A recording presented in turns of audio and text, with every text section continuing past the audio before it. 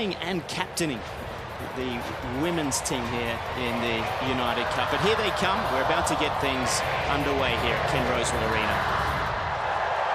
Please welcome our first team representing Australia, captains Leighton Hewitt and Samantha Stolza.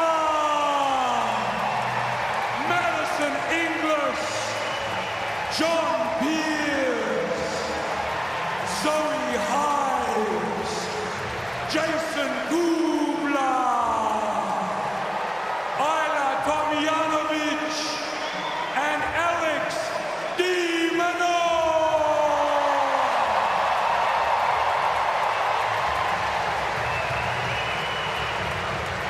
And their opponents for tonight's session, representing Spain, Captain Mark Lopez, David Vega Hernandez, Jessica Bustas Menero, Albert Ramos Vinolas, Nuria Parazas Diaz, Pablo Carreño Busta, Paula Badoza, and Rafael Nadal.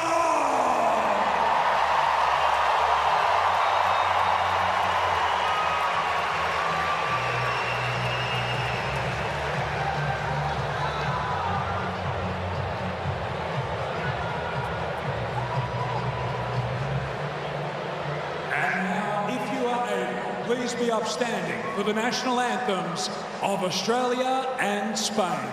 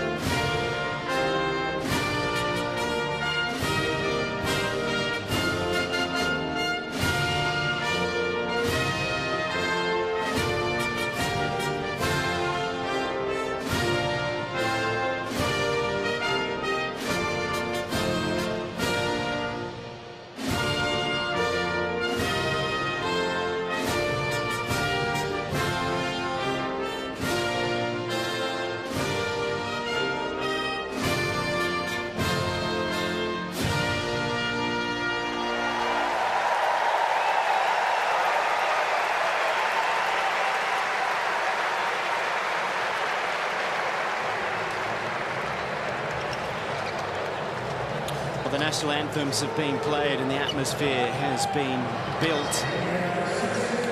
And a minute or two away from players coming out to start their warm-up. Rafa's been warming up all the way down through the tunnel and even had trouble keeping the legs still while he stood for the national anthem. It's almost uncomfortable to watch sometimes when you're, waiting to come on the court because he's there like a boxer.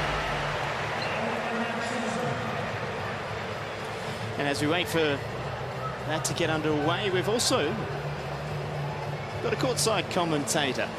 And, oh, he's almost ready. We've caught him off guard. It's a warm welcome to Mike Petchy. How are you this evening, Petch? I'm never getting caught off guard, so what are you talking about?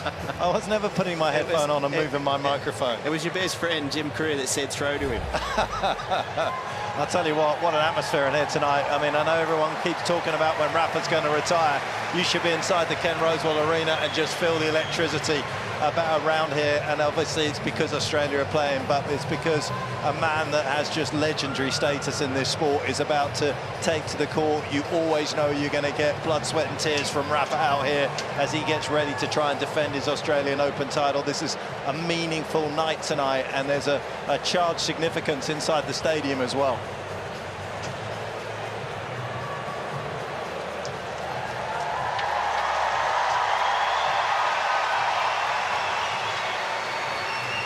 Max is our guest tonight. We're going to have a photo after the toss, please.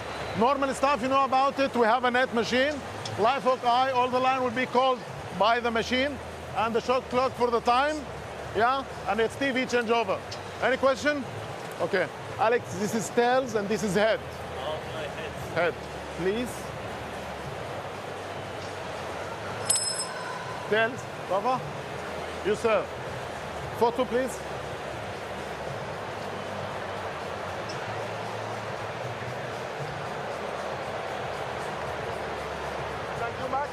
Thank you.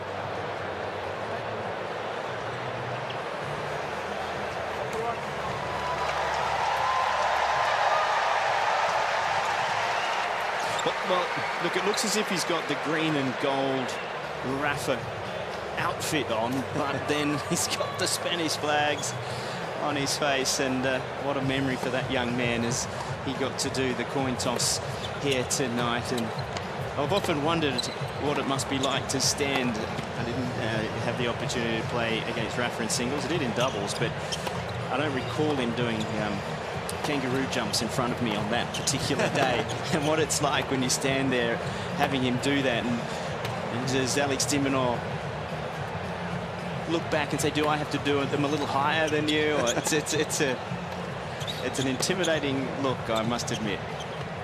Well, I was thinking back to their matchup here in 2020 at the ATP Cup on this court when Alex was playing very well, but wasn't as credentialed as he is right now. 24 in the Pepperstone rankings at 23 years of age, you know, really coming into his own, Alex, on tour. But back then in 2020, he was really trying to find himself, and he nearly found himself shaking hands a winner in 2 sets against Nadal, and he did try and match that energy and intensity of Rafa. He did an amazing job of it for a couple of sets, and then Nadal finally pulled away. But Alex played at an incredible level of tennis that night. If he can get to that level again, given where Nadal's level was in his opening match here, he's in with a real chance to take this match. Tim, you were the architect of the win for Cam Norrie. You know, what did you see courtside with Rafa's game compared to what we've seen in the past? Well, I think you're just talking about, you know, the level of consistency within the rallies. And you know, Rafa, I think it's fair to say, has not played his best tennis in the last 3, 4, 5 months. And I was in Turin for the Tour finals. That was obviously challenging conditions, a little bit of altitude, but you know, he was just a little bit more inconsistent in the rallies. And certainly with Cam's coach Facu before the match and myself, we sort of said, you know, this is a great opportunity. Cam has played a lot of tennis in November and December. He really felt, you know, match tough, match ready. And we said, you know, Cam's engine, I really believe, is as good as any. And we said, you know, this is a moment really to say to Rafa, kind of, you know, I'm ready. Let's go at it, and let's keep the rallies long. And even in that first set, Cam had opportunities. He had a few chances in rallies where he came unstuck, but even down a set, I think there was an inner belief that he could cause an upset. And once he got the break in the second set, you know, I think Cam really went from strength to strength, and that's where de Minaur has to play exceptionally well tonight. But I agree. I think he has, in these conditions, at this part of the season, in front of a home crowd, I think he has a good chance. Well, I know one of the things that Demon was having to get over was the fact that he was disappointed with the loss against Cam Norrie, as you normally would be, but he didn't think he played, you know, well enough, and he came off with a bit of a downer attitude from that. Then Cam goes out and beats Rafa, and his attitude has changed. He's now realised that the form that Cam Norrie was in has sort of given him a boost to go, okay, I'm actually at a better level than I thought I might have been. So that's been a bit of a lift for him in the last 48 hours since that win. I don't think de Minaur played his best against Cam Norrie, but I don't think he was allowed to. I thought Norrie's performance really was outstanding. I mean, he's hitting so heavy with a lefty forehand cross court, getting good depth, good shape on the ball.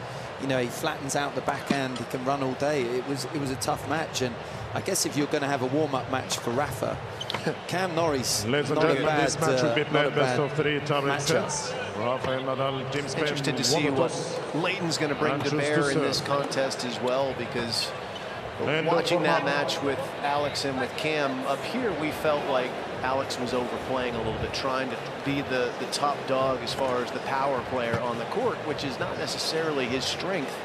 And he made a lot more mistakes probably than he needed to, and gave Cam probably a lot more help than you'd want to. So does he play a more restrained version of his attacking tennis today against Rafa, or does he feel the need to continue to redline it and see if he can keep him in the court? I think in the early part of the match for me, against Rafa right now, I don't think you should overplay. Obviously, you can't just roll the ball in the middle of the court, because he will, you know, take you apart. But, you know, in some of the extended rallies for Norrie against Nadal, the mistake came from Nadal. And so, you know, I think de Minaur can give Rafa the chance to miss. If he doesn't miss and starts playing, then de Minaur probably has to take a few more risks.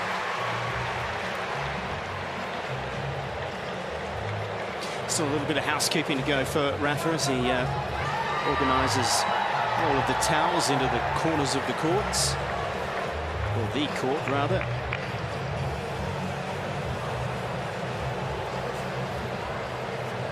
First set. Rafael Nadal, Team Spain, to serve.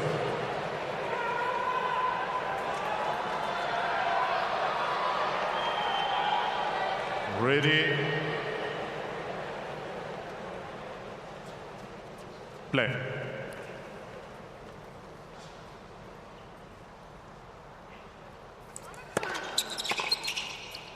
Out. 15 love.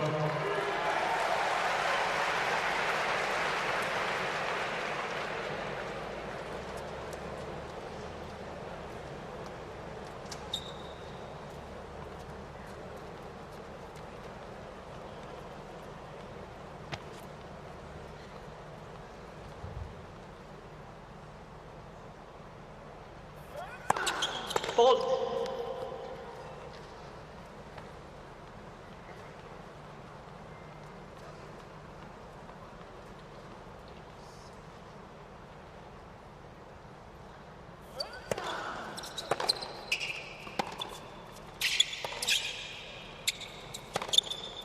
Out.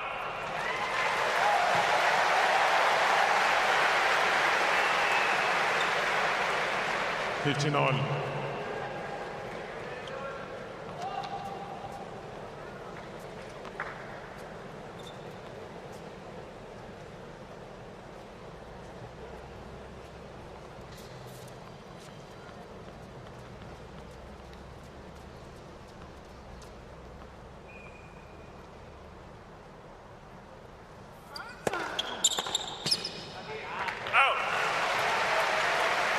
I suppose one of the questions to ask about Rafa is he's had an incredible career where he's been out on court where we know he's got this ability to absorb pain.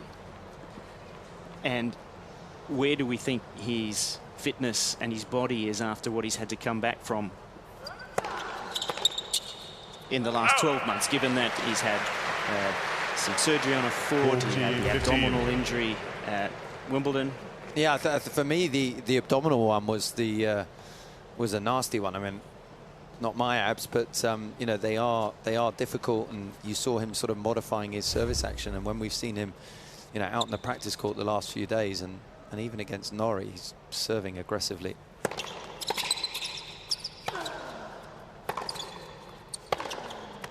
Out. Which has to be a good sign.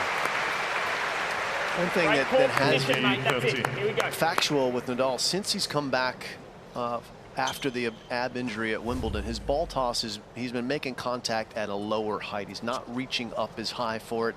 Perhaps there's some sort of blockage or hindrance there. I'm not sure. But the better news for him is that his feet seem to be okay.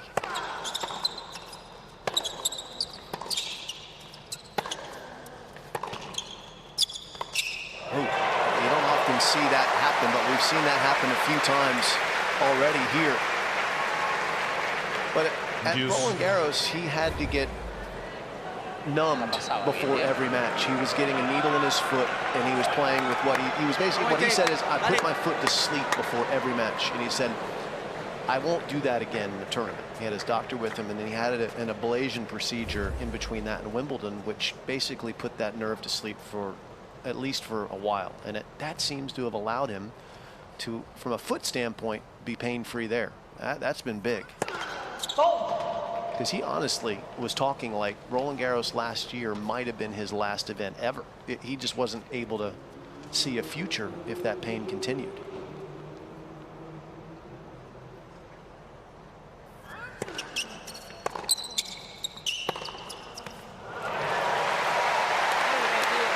I was wondering whether there was a little bit of small print in that statement from Rafa. I won't do that ever again, unless it's Roland Garros.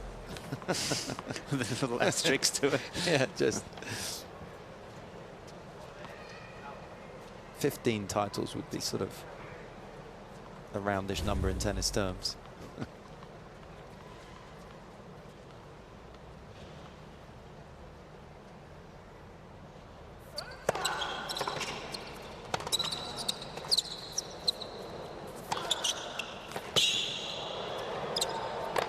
Dispatches the overhead. And a deuce game and an eventual hold for Nadal.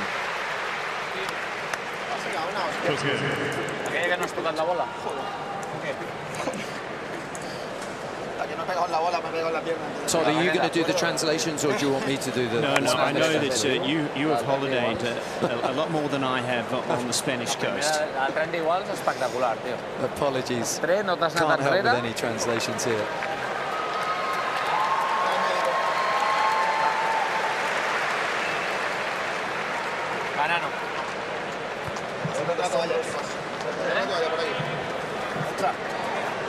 Surprised you haven't picked it up with your yearly trip to Ibiza. I wish. We're just looking at that forehand. Yeah, he clipped his left quad with it and was showing the mark to his captain and coach in the corner. To a little bit of blood, looks like there. Anyway, he's got his towels. He's got a hold of serve in play. Alex de Minaur is set to go. Will serve for the first time here. Alex de Minaur, Team Australia to serve.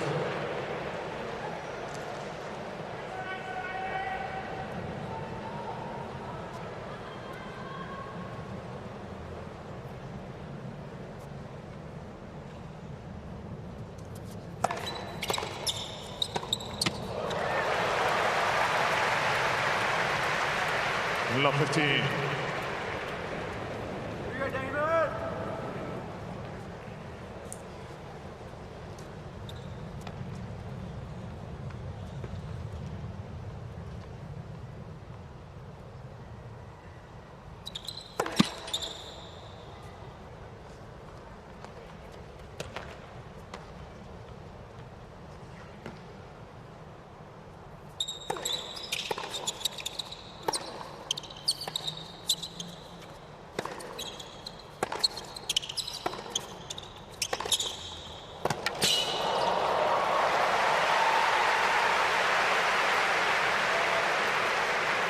Love 30. Well, I think throughout the match today we'll be able to use the technology that we have at our fingertips here to be able to show you the difference between the spin and height trajectory that both our players get between de Minaur's flat ball striking to Nadal's heavy top spin.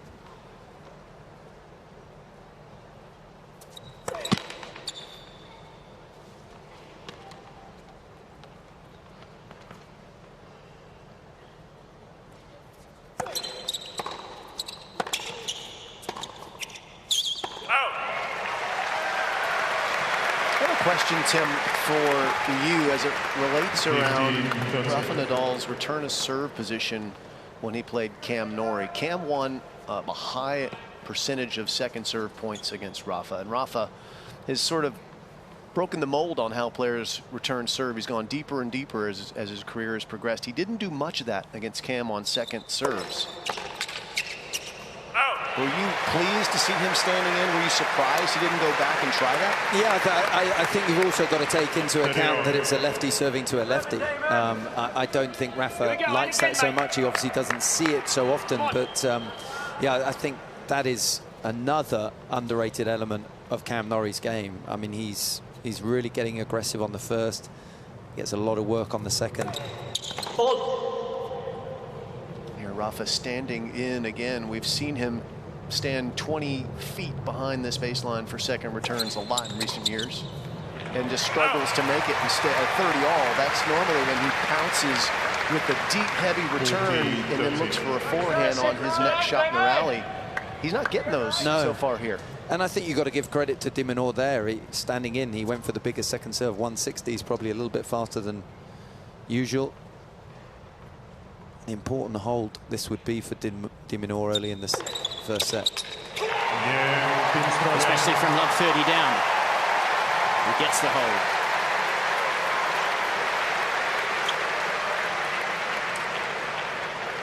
Here we go, Damon, come on. 1 game on.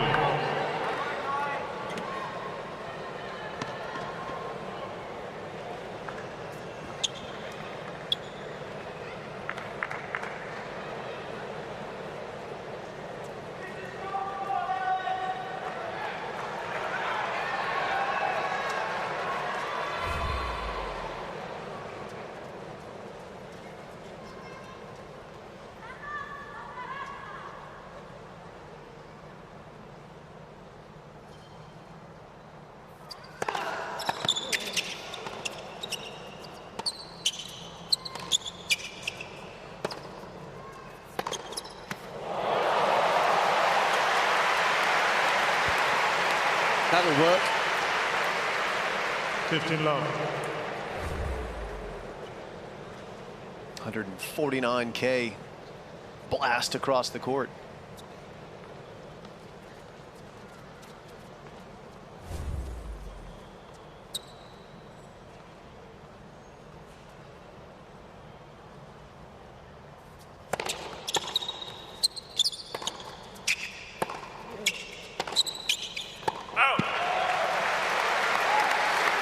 There's that one forehand that we've been talking about. That was just a bread and butter basic ball.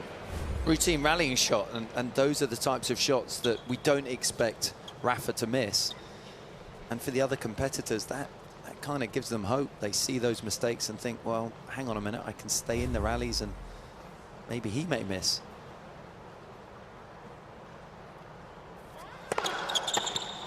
It's been amazing, really, to watch Nadal. In 2022, he was virtually unbeatable in the first half of the year. Had a great run. You know, he got stopped with an injury, cracked a rib in Indian Wells. He was undefeated at that point in the season. Leading into the final, he beat Alcaraz in the semis, but stress fractured a rib. That took him out for a little bit. Then he wins Roland Garros. He's into the semifinals of Wimbledon, tracking for the calendar year Grand Slam, and can't make it to the post against Kyrgios in the semis. And he has not played close to the level that he was showing since then. 40-15. And the tour final, Tim, I was in Los Angeles working at calling all of his matches, and it was uncomfortable watching the misses that he was hitting, because we've never seen him miss rally shots like that. Yeah, it was shocking, and I was in Turin and side of the court, and it was just amazing how he would miss such routine shots for professional players, let alone a 22-time Slam champion.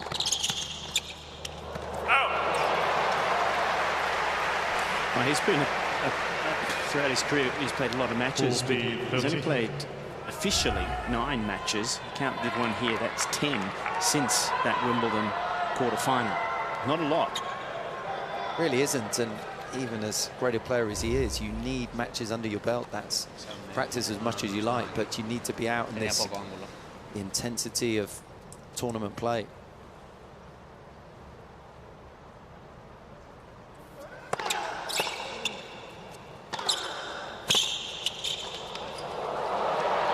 He's so fast. Oh, he missed it, though. A good start to this match. It's on serve, 2-1. Nadal leads for Spain.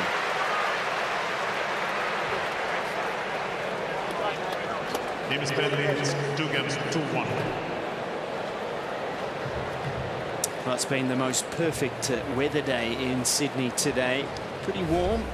Earlier this afternoon, around 28 degrees, and that is the perfect temperature to head to Bondi Beach, Australia's most famous beach. All the tourists that come to town head down to Bondi, and that is the Icebergs pool. There's a group, Tim, of swimmers that in the middle of winter still manage to go in there every single day. It takes commitment. It's not super cold in Sydney like back in the homeland. I was going to say, is that like us swimming in the Channel? I know which one I'd rather try. In Chicago, they have the Polar Bear Club that on New Year's Day, they always jump into Lake Michigan. Oh. That takes a little bit of courage. Yeah.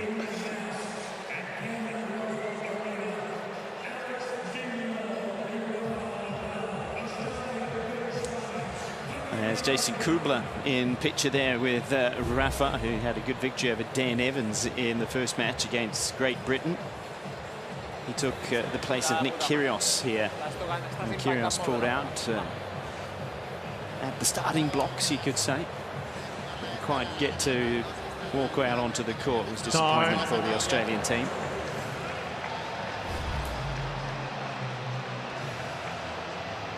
Mark Lopez doing a fair amount of listening there. Is that a fair assessment? Yeah. Rafa's been very animated throughout the course of his matches. He has been very verbal with Mark Lopez. With another new part of his team, he's added Gustavo Marcaccio, who works at the Nadal Academy back in Mallorca. And they have been very, very chatty. Almost as chatty as you, Tim.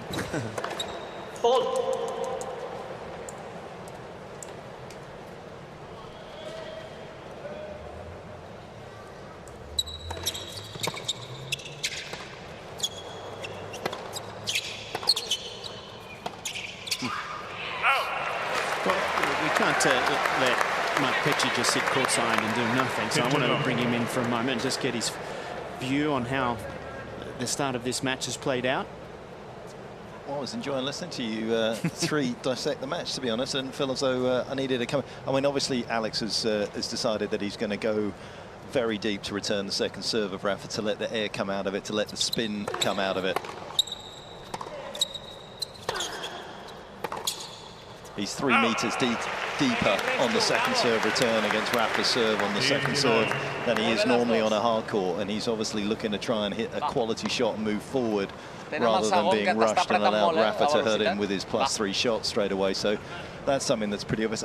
I'm interested to see how Rafa deals with these balls, actually, to be honest, once you get towards the back end of 7 games and 9 games. I know it sounds counterintuitive, Todd, but obviously we know that he actually likes quicker balls. He likes the ball to spin, but obviously as they get older here, we're also aware that they're actually getting very fluffy and heavy.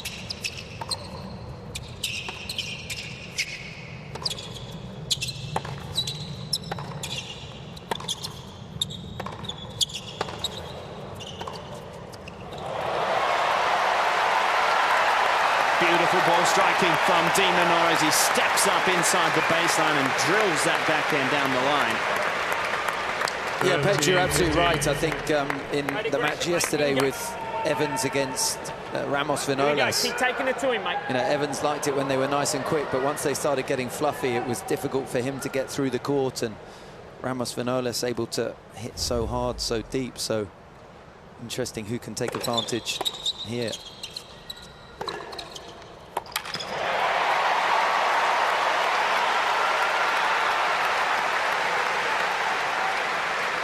-15.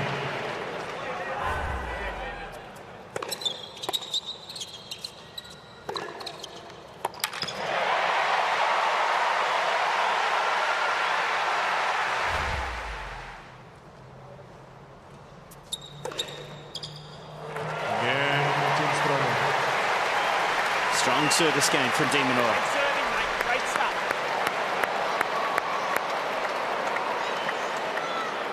Here we go. Take it to him this game. Two Yeah? games Come on. ball. Take it to him, mate.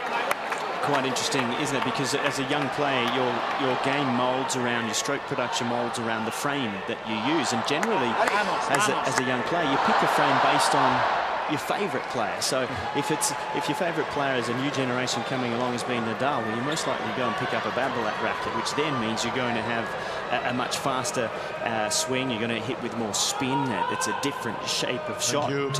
By contrast, Alex de Minaur up the other end, who uses a Wilson racket, which was the Federer choice. And you can see when we've had the close-ups already of the de Minaur stroke production, it's a very linear. He goes a long way through the ball, which is when we say you hit the ball flat, and that's why. Whereas when we see Rafa's forehand as an example, he hits the ball, then comes up the back of it and finishes with that lasso effect around his head.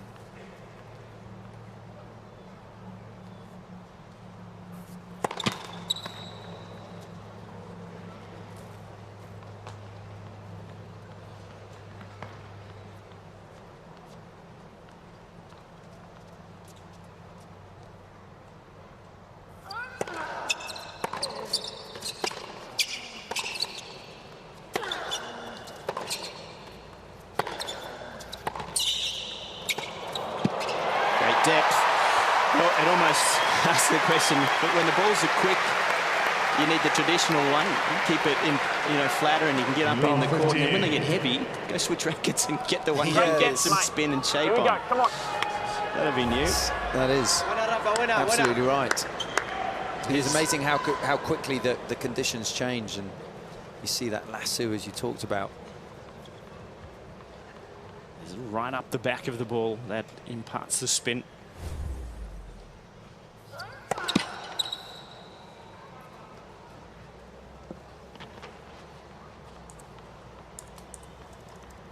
de Minaur standing well wide, covering the slider second serve here.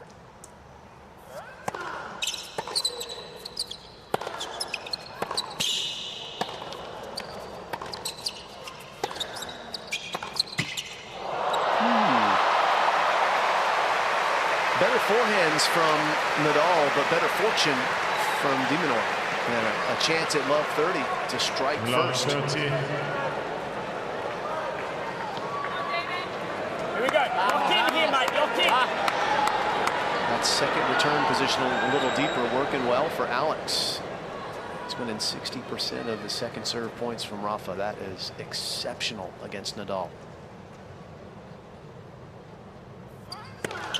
Fold.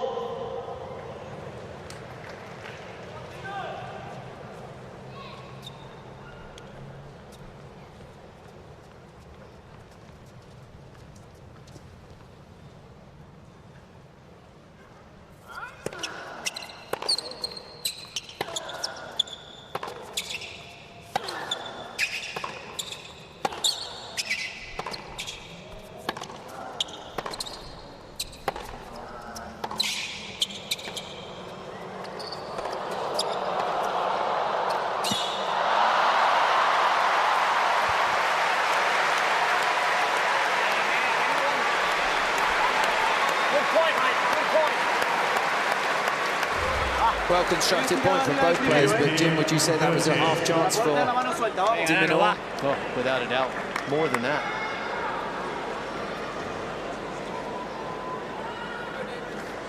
Overall, like the way Alex is approaching this, though. He's not quite on the red line. He's holding a little bit back and making a lot of shots at the moment, testing Nadal. Here's another test for Rafa at 15:30.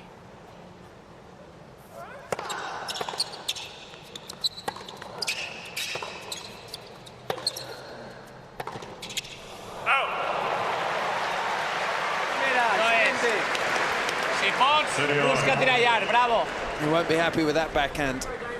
Yeah, 15-30, you want to try and keep that pressure on Nadal and Here we go. trying to take the backhand up the line. One of the true legends of our game there in picture, Tony Roach.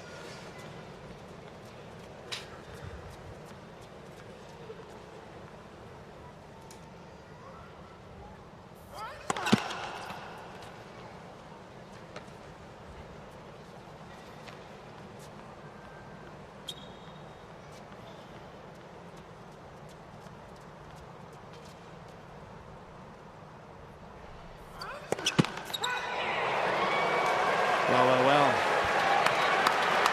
Here we go, mate. Pressure. The whole time, mate. First double of the evening for either player, but it brings up a break point for Team Australia. It's a different type of unforced error, but it's an unforced error that we just don't expect to see from Rafa, and certainly not at 30-all on his own serve.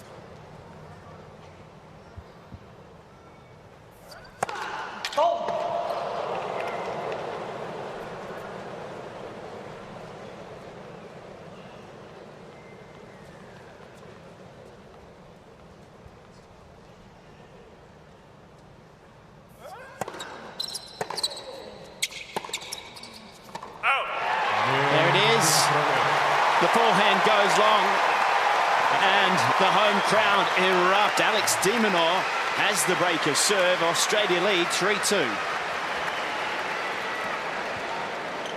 Team Australia leads 3 games, 2-2.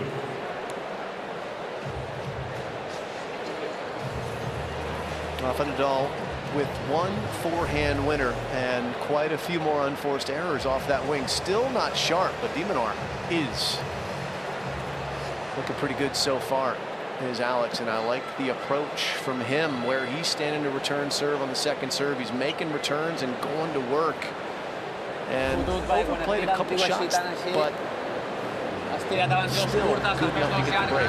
Yeah, that's right. And I think you've got to play the ball. It's very easy to look down the other end of the court and see Rafael Nadal, the 22 times Grand Slam champion, and think, I've got to play perfect tennis. And I think having that clear understanding of staying in the rally and asking questions, you can sometimes get a few gifts, and that's exactly what de Minaur got. Double fault, unforced error on break point. He's now got an early break of serve and a little bit of momentum.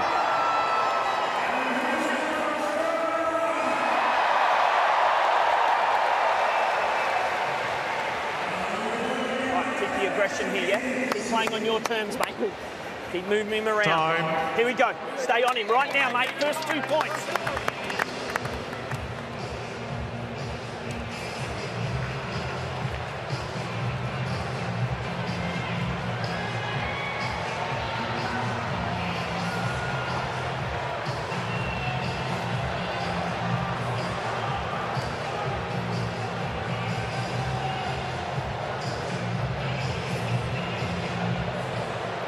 So Alex de Minaur, one of the most important things he can do right now is come out and hold his serve, because that's the hardest thing to do. Consolidate that break, get ahead, keep the pressure on Nadal.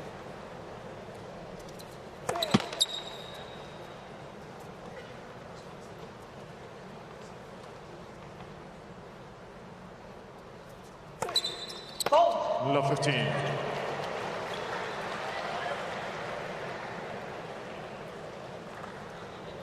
So double fault from de Minaur to open up his game, where he'll try and consolidate the break.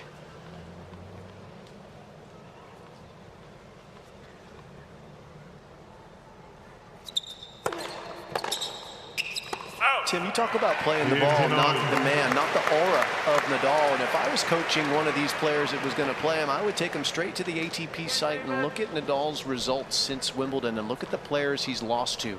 Borna Coric in Cincinnati was ranked 152 in the world. Tiafoe, the U.S. Open, beat him, ranked 26. Tommy Paul, the American, beat him in Paris Indoor, ranked 31. Then a couple top tenors, Fritz and O.J. Aliassime. But those are the kind of names that de Minaur can relate to. Those are his peers. Those are people that he would be comfortable playing against. And you've got to give him the why not me mode. Absolutely. Some of these greats in our game, for long periods of time, they look invincible, but, a couple of losses.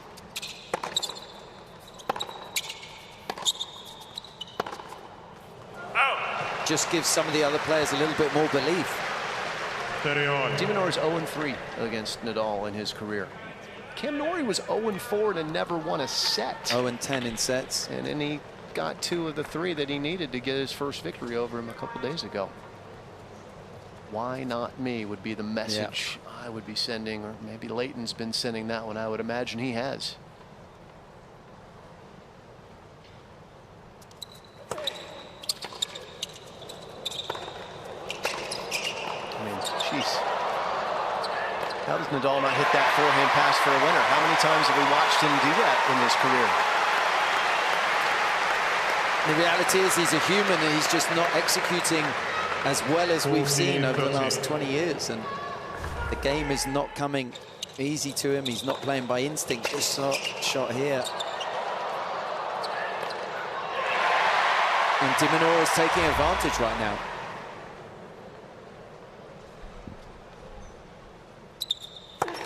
Fault.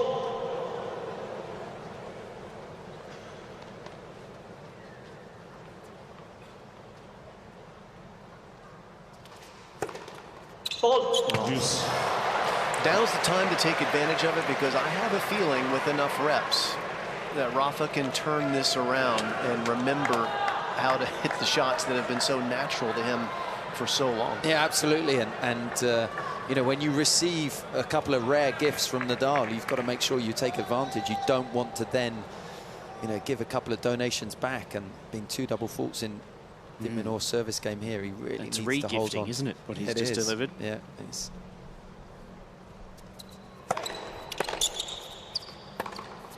And there's another one. That's his tendency, Alex, is when he gets ahead like that, he wants to finish a point quicker. And that's a tough ball to be trying to hit a clean winner off. It's jumping, it's up above the shoulder. He hasn't got it early enough to be able to drill it for the winner. Break back point.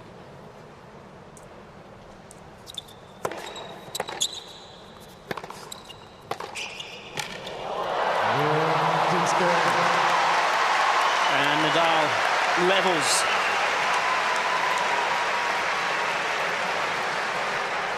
I was going to say, he is obviously a beneficiary of a couple of doubles there, guys, but that's the first time that Rafa's gone back on the second serve to make a couple of returns, get more height.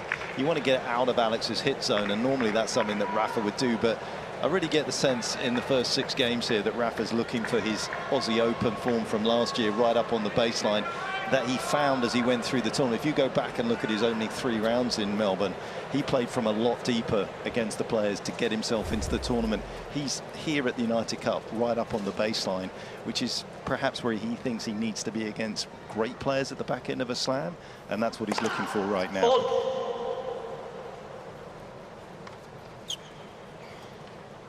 But that last game was his competitive juices coming through. He made returns when he hadn't been up until that stage.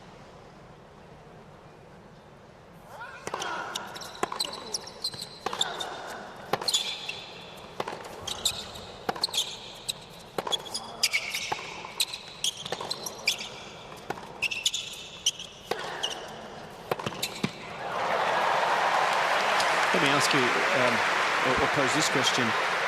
The coaching team of Nadal has changed a little this season. Francisco Roig out.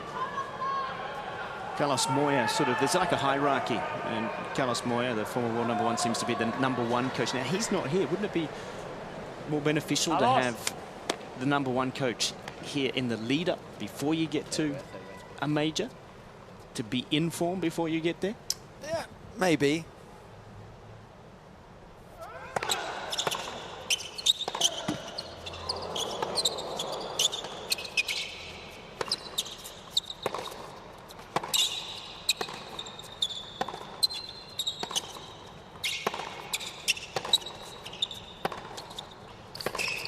Oh, yes. That full stretch gets the dipping cross-court passing shot. Brilliant from Nadal.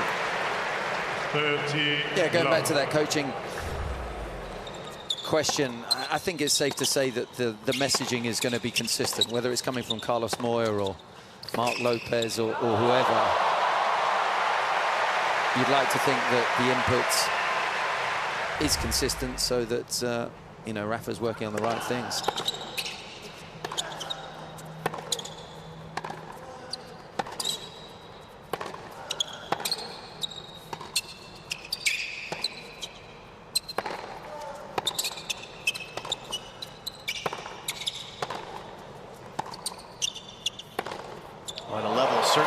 shift, hasn't it? My goodness. Nadal finding something once he was down the break. De Minaur giving him a few gifts, and then from there Nadal off to the races, ripping some backhands in the unforced error counts, stuck on 9, not moving.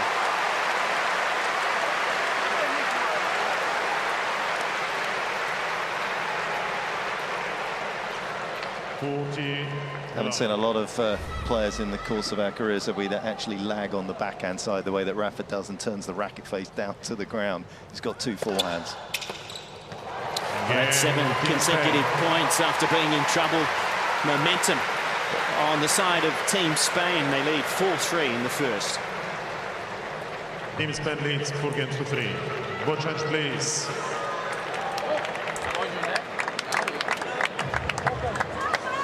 Cabojos. Molt bé, tio, molt bé. Revés espectacular. Pujat. Molt bé, el revés creuat espectacular, i el paral·lel també, encara que no et surti molt dirigit. Bondi. And now we're going to head to the Botanical Gardens in Sydney, giving a look at some of the more scenic parts of this wonderful city that sits on the harbour. Pardon me. Started in 1816, the Botanical Gardens, and some 5,000 different species of plants have been cultivated in that space over that time. And Tim, you go walking around there, don't you? I have done, yeah, with a little bit of jet lag arriving from the UK. I've done some beautiful walks all the way around the water there, past the Opera House, and didn't quite put enough sunscreen on the first day. Old Government House also sits in those gardens, so it's well worth the walk when you come visit us with your jet lag, as Tim has just alluded to. New ball's about to be brought out after this change of ends.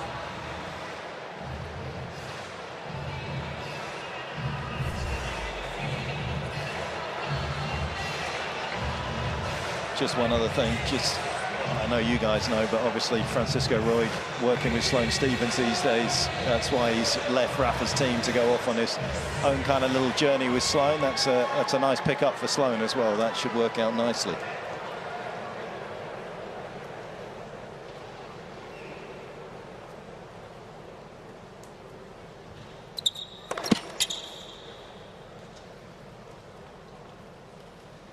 Important moments these for De Minaur. Was up a break, now serving 3-4.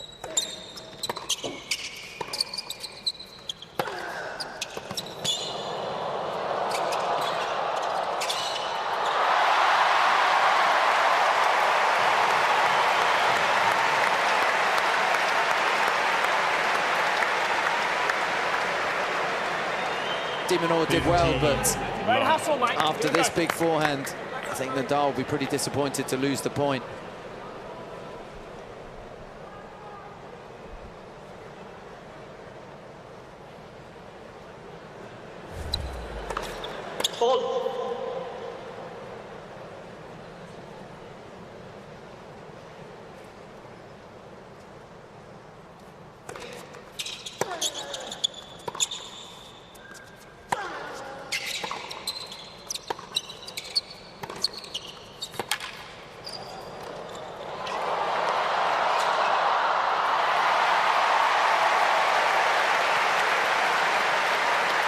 This is what I enjoy about watching Alex De Minaur play. He has a very good all-court game. He's a very sound volleyer. He has to work points so that he can find his way forward into the net to try to finish like he did there. But credit to Nadal, still hustling, still made him have to play one more volley, even though it was an easy one. That one there is not an easy volley. The high backhand one, you have to have some strength above the shoulder to control that.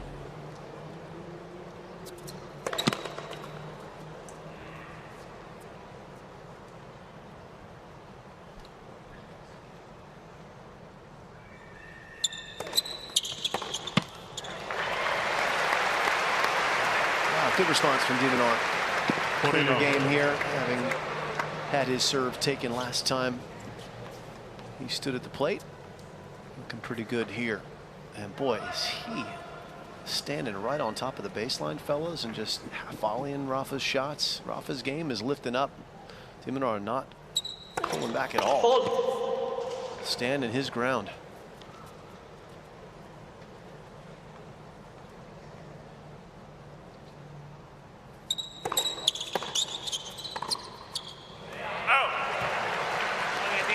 Nadal there at low 40 opted to stand back in and just play a quick point. He has been standing much deeper in the ad court to return that second serve with pretty good success.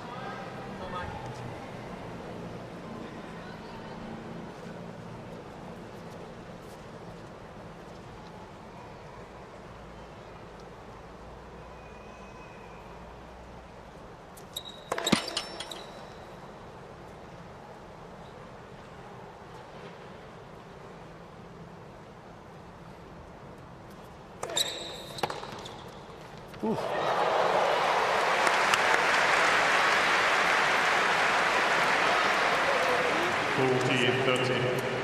Here we go, mate. Here we go. Early strike again. Shortens up the backswing. Taking that inside the baseline. Beautiful return. 40 love to 40-30. de Minaur will be keen to finish this game off right here. Rafa a long way back.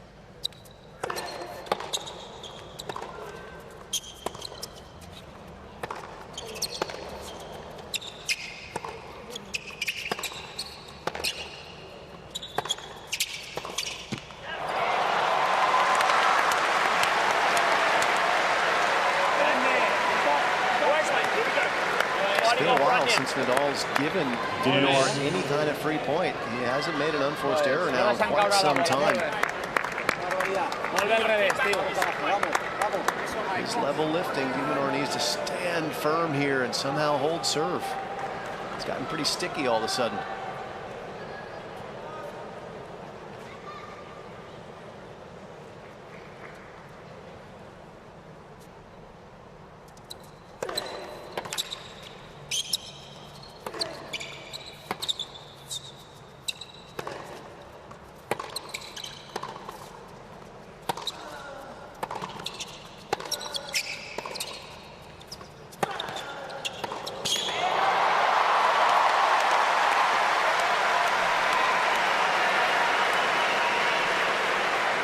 Feeling pretty good about the fact that he got Rafa in his first match out, not his second, given what we're seeing right now, Tim?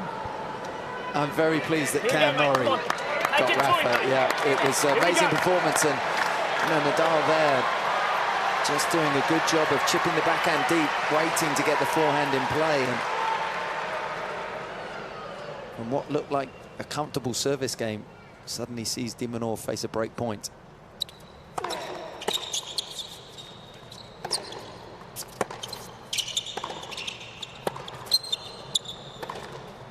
That one's wild and wide, and another run of points by Nadal, and he gets the break to go up 5-3.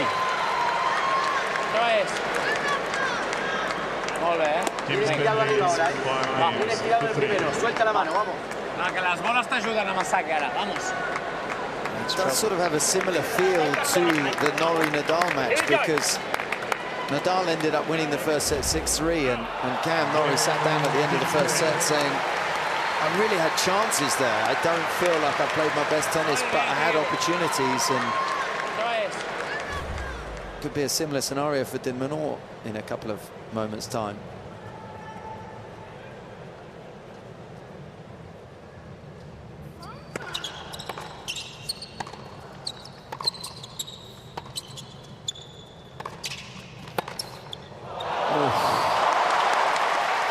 He's caught a gear. Nadal has found something in the last 15 minutes that he's been seemingly searching for since Wimbledon.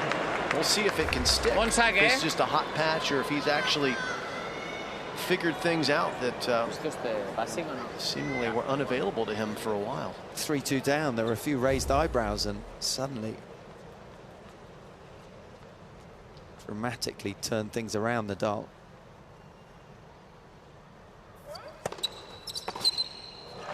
Often we're obsessed with people taking time away, aren't we, in tennis, and dictating. Rafa's dropped half a metre deeper in his rally contact point since 3-2. Here we go. He's gone back. He's still flattening the ball out and hitting it harder, but he's just given himself a little bit more time.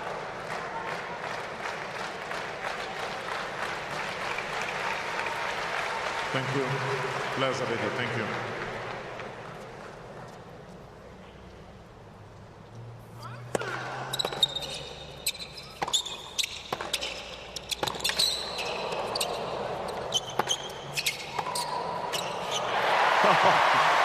Well, that's what you have to do to win a point and break the run of 7. Great stuff, mate. Here we go. 2 runs of 7 straight points in this set for Nadal that have turned it around. But this was just ripping from both players. Half volley in the end from Minaur to clean it up.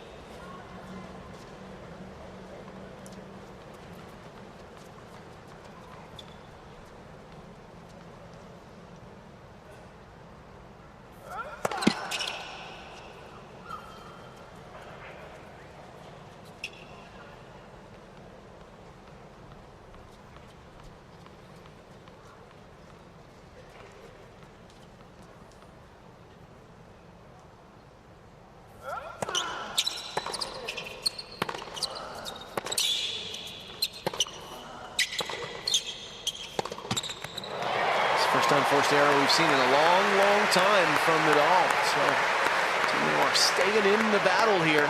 30 love back to 30 all. Good stuff, mate. Here we go, David. Come on. Here we go. Tough point here, mate.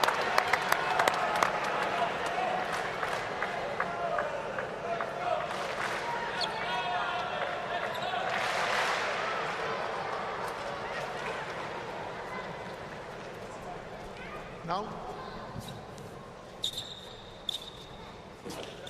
Can we get to make this? Sorry. A little bit of perspiration right in front of Rafa. He just wants to make sure that he's not going to slip on it because it's self-created, but it is dangerous. If he hits the serve and then steps in there and tries to split step and move, he could slip on that moisture. And especially when it's on the line. The lines just do get a little bit more slippery, so. Well, that's all the old line judges get to do now is clean them. They're not out here calling them anymore.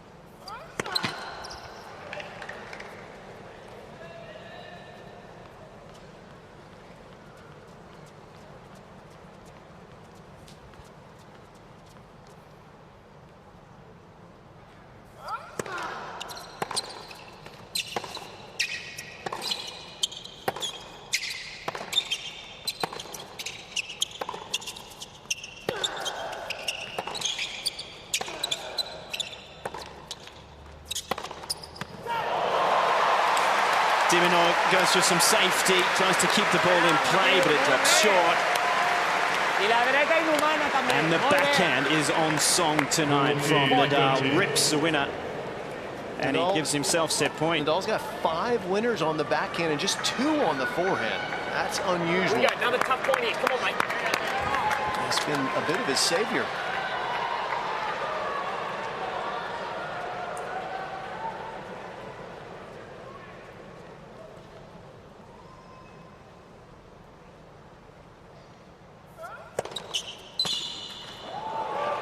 Well, from a breakdown, Nadal turns this set around and he finds some scintillating form, and he takes the opening set in 46 minutes, 47 minutes, in fact, 6 games to 3.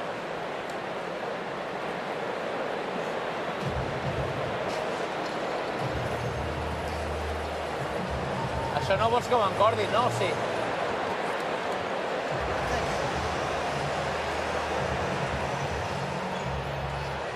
Look at the first set stats.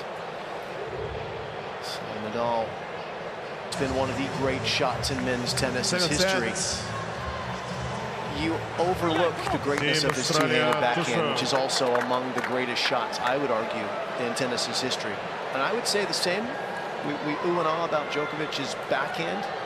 Djokovic's forehand is incredible. Easy to overlook something when there's something else that's so great. lucky to still have him in the sport. Fault.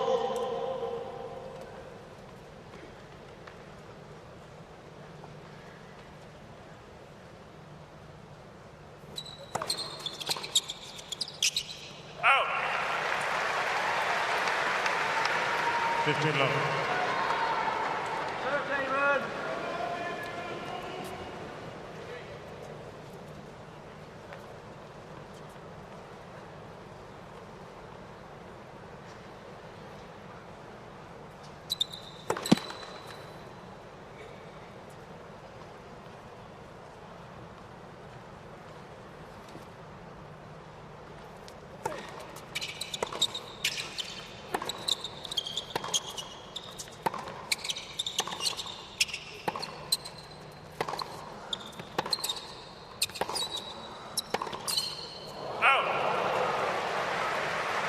Thing about Nadal's backhand too is his forehand has so many RPMs on it, and his backhand is just flatter and more direct through the court. It's a different type of shot to react to, Tim. Yeah, and it's a very different technique. You know, there are a lot of moving parts on the forehand. It's a big swing. It's such fast racket head acceleration, the follow through around his head, whereas the backhand is a lot more simple. Fault.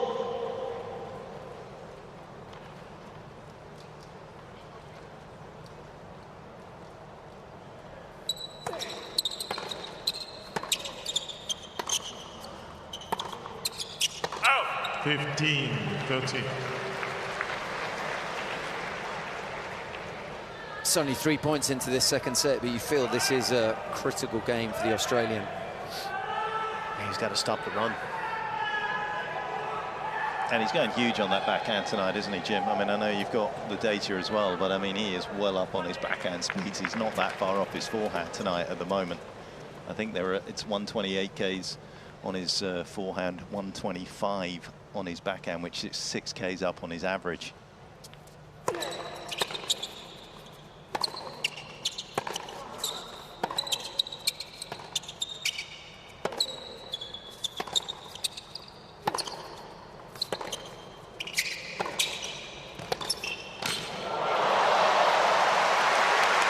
It's only starting to stand out for me on that forehand wing is the balance is better tonight. He's running onto the ball and he seems to be behind it better. We'll get a view of it right here, and just he's not falling away from things. So here he goes, he gets behind it, he's set, his legs are strong. It's a brilliant pass, but you'd have to say the approach shot from Minaur just didn't have the width on it. It was a good opportunity to move forward, but he's in a spot of bother right now.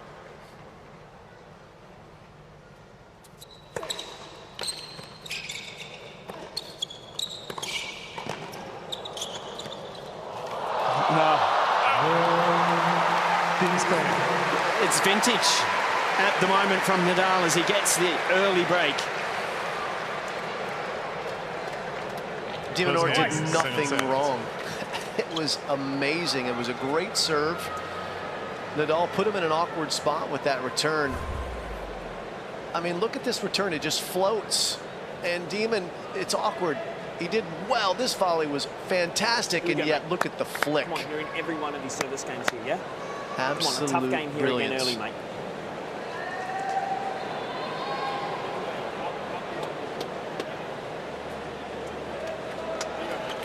Come on, here we go, mate. Here we go, positive. Let's go, mate. Come on, Dean.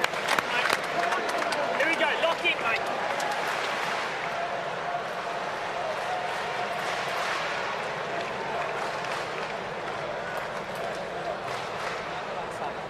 It's 5 in a row, guys. 5 games in a row for Team Spain. Ah, exacte. Va. Vinga, va.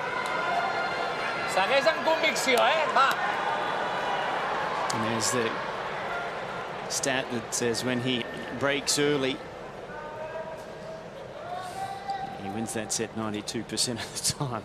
That's ominous. Not a good sign for Team Australia. We're going to see whether we can turn that around.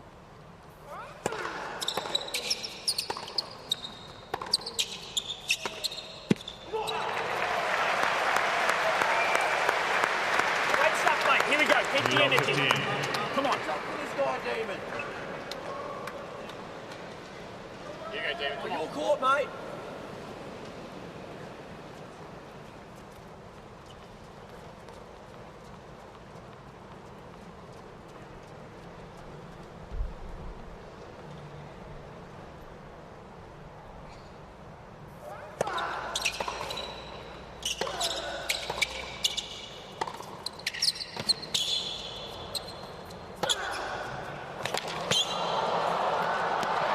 It's incredible. This is like a different player than we saw a couple nights ago against Cam Norrie. And he's not missing. He is popping the ball into the corners. It's like a total transformation. After the first 5 games, wasn't it? Yeah. You felt that there was vulnerability early on. Big time. And since then, this is the old Nadal that we know and love.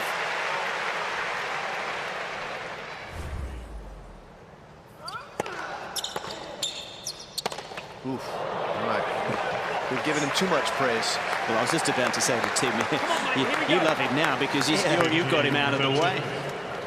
Absolutely.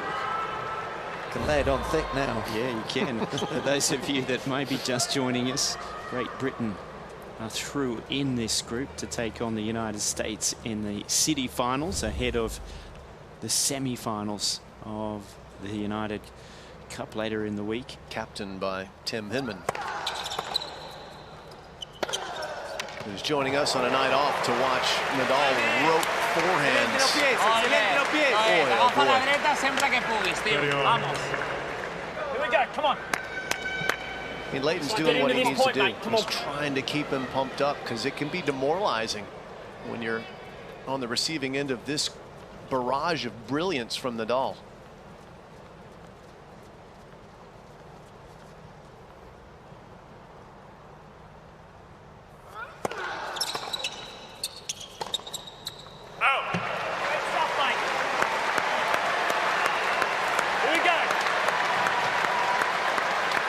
Almost really have to get this break here. This break back. You're not going to get too many opportunities if you're Alex de Minaur. Unless what we saw in the last 5 games was flash in the pan. More of a blip than the norm. Unforced error count from Nadal in this game. I don't think so, but pretty shaky game for Rafa. Use. Here we go, Damon. Here we go, mate. Come on.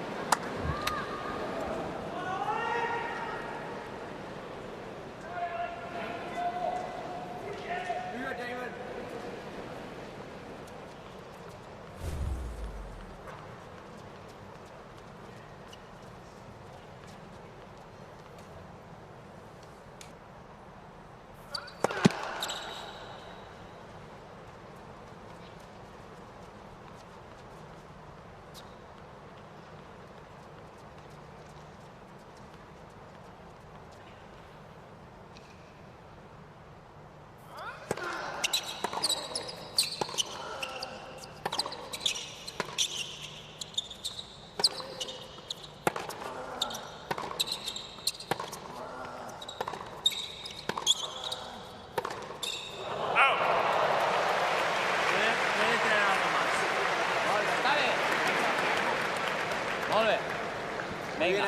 Ben aguantat, això. Muy bien los pies, vamos.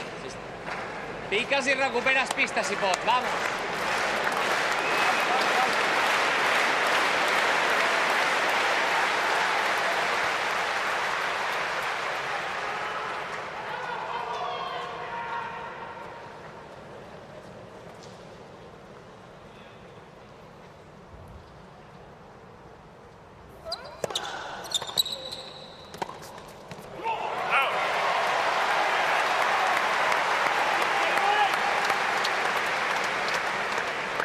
Great stuff. Here we go. Come on, mate. Hang around here. Come on, Damon. Here we go, mate.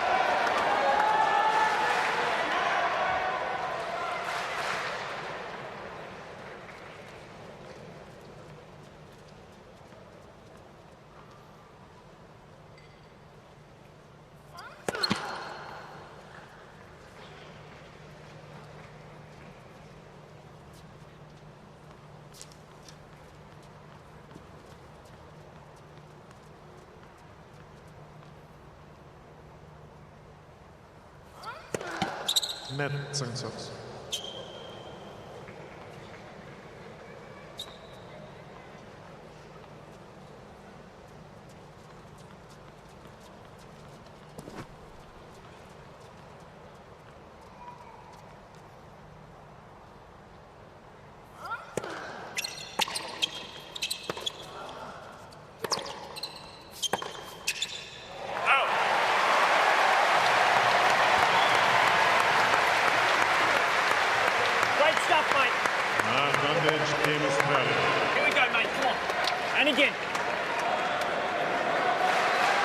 Working hard here to keep his man up to see if he can get this breaker serve back.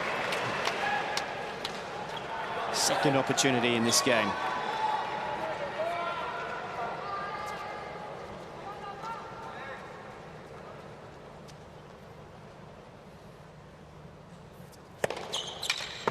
Yes.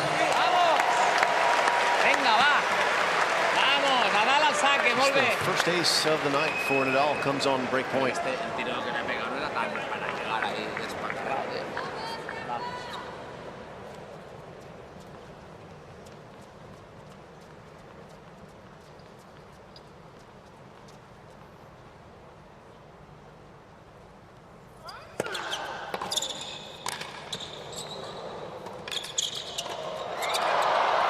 Got him.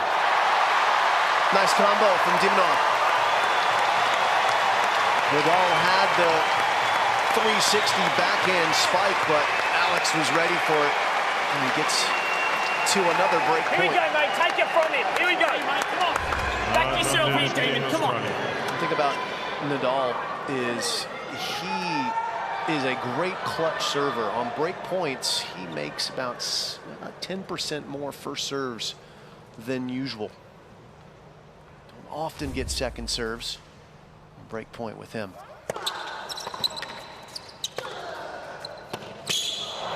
And when he gets that first ball on the forehand, fellas, it's usually curtains. Yeah, and that was a smart serve, wasn't it? Gone big up the tee with the ace previous break point. That one, slow one out wide. Got his forehand into play. Exploited the gap. Asking for the towel again.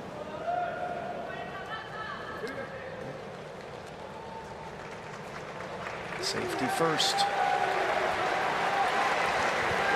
we go, Damon, come on. You're on top, mate. Come on, here we go.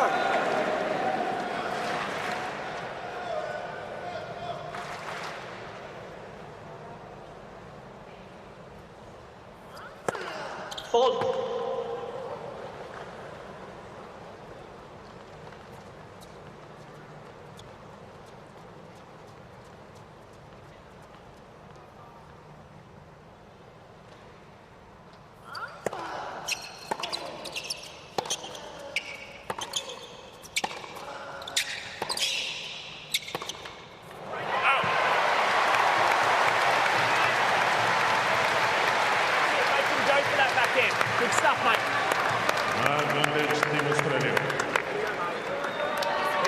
Definitely come off that level that he was at.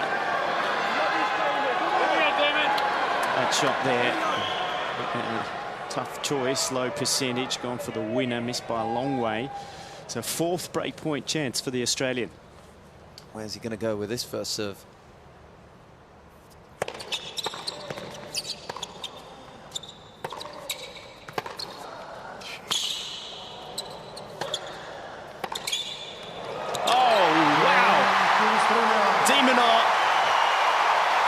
His way back into this. Gets the break back. Mate, here we go. First 2 points in, mate.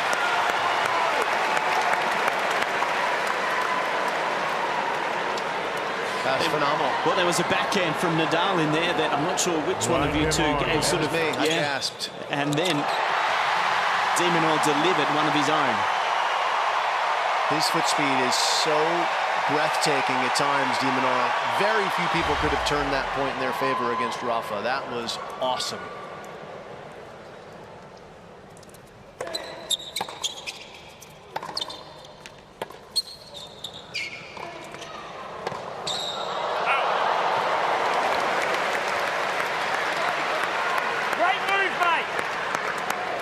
15 love.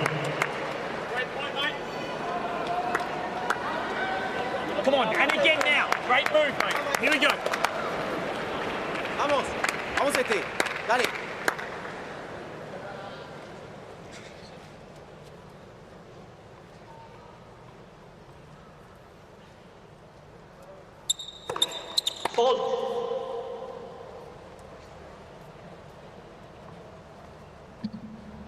Thank you, boy.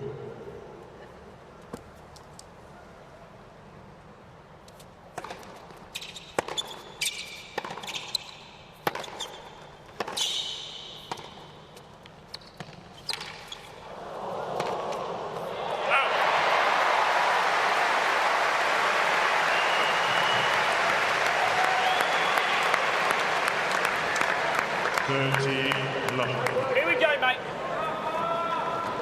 Great slice.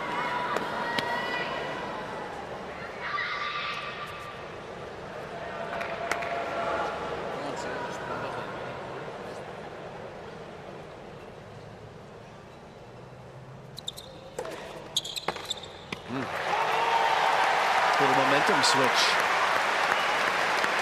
Minaur stuck around, urged by Leighton not to give ground. Ball offered up a few unforced errors. Here we go. Come on. And that brilliant backhand to convert the break, and now 40 love, chance to put a stamp on his service game. He's done it.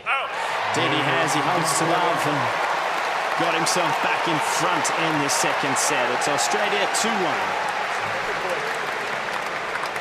Team Australia leads 2 games to 1. Great response, mate.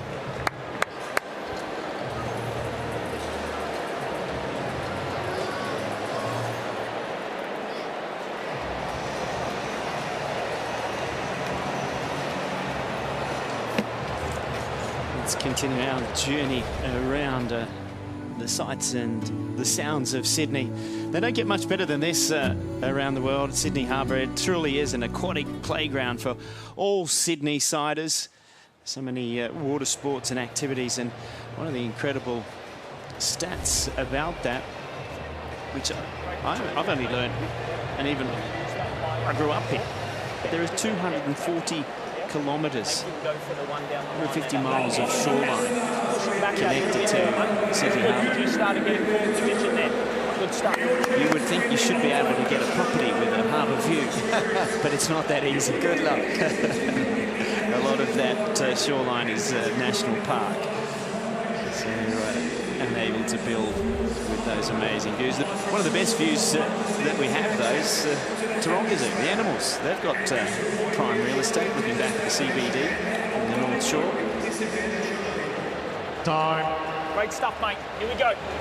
Here we go, mate. Come on, stay on right now. Keep the leading, mate. Let's go. Well, there's the bird's eye view of Ken Rosewall Arena with the new tarp roofing over the top. Made such a difference. Actually built an incredible atmosphere for the tournament. It was always a difficult court to play on this one when it was windy conditions. The wind used to come into the bowl and just swirl around. Tough for ball striking. That's all been taken away. And the quality of tennis has risen because of it. So Nadal, after having that breaker serve in the opening game, Thank you. serving here at 1-2 after taking the first 6 games to 3.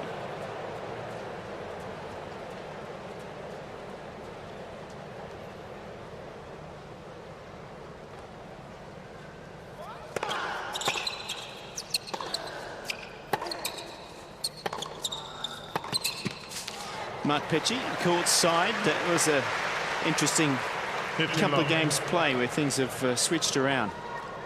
Yeah, I mean, I think Alex obviously just has done a great job of just staying with Rafa to take sort of advantage of some of the mistakes. I think the thing that he'll be a little worried about is that he's not really impacting play out here at the moment. Rafa lost his serve because he didn't come up with the shots that he had been at that stage and the sort of shots you expect him to make. Alex has had, you know, he's got such a great game, but he doesn't have a gnarly game. He doesn't have a shot in his game that kind of moves and spins and everything else. It's flat, it's pure. His speed around the court is insane.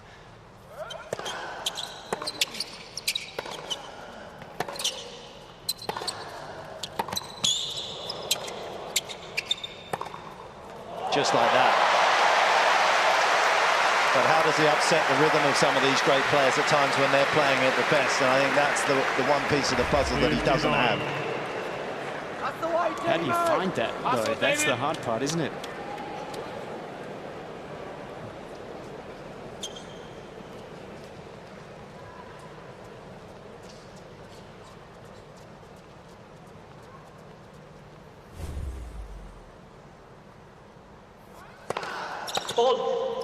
Nadal's been ultra predictable thus far with his second serve. He's hit it in the exact same spot in both courts every time up the tee.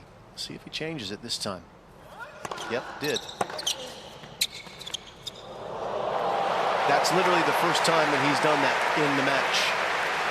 And here's what it looks like. And one of the features of this event is that the team captains, like Tim Hinman, have access to information on the bench with tablets and the video. How much of that information have you guys been using and accessing, Tim, on Team Great Britain? Yeah, a fair amount, and I think you know. There's Leighton looking at it right there. Looking right at it. First serve placement is certainly an obvious and easy one, not only for your player but your opponent, just to see what those patterns are and understanding what's been successful.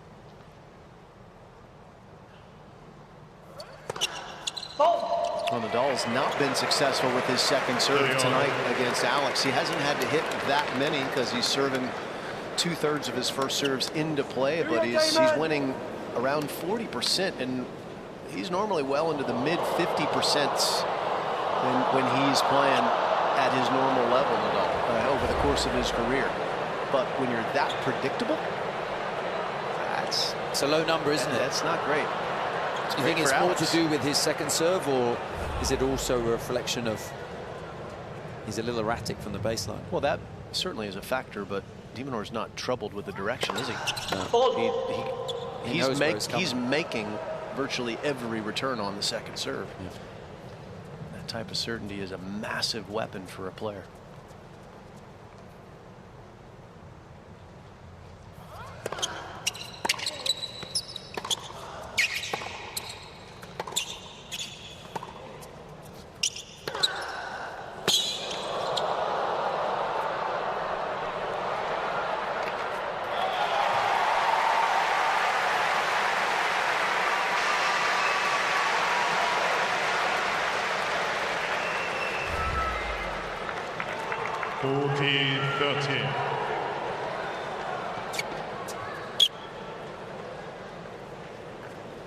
Doing great, mate. How do your players like receiving that information? Are they into it? Is it something you can use with them, or some players like it, some don't? Exactly that. Some more than others. I think someone like Dan Evans is, is not so interested in the data, the stats. He just, wants to really focus on game style and playing on his terms.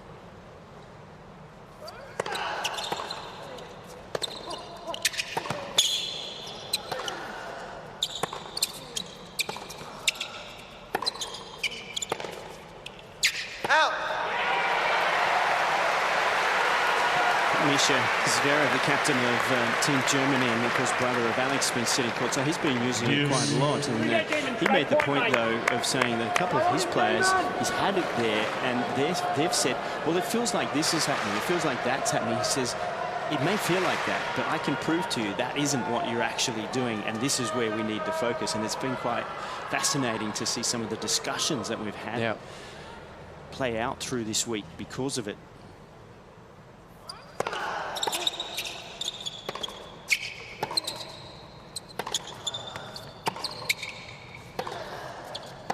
Oh, that's so good. Boy, is that good. And here's a chance for Minaur to flip the script from a break down.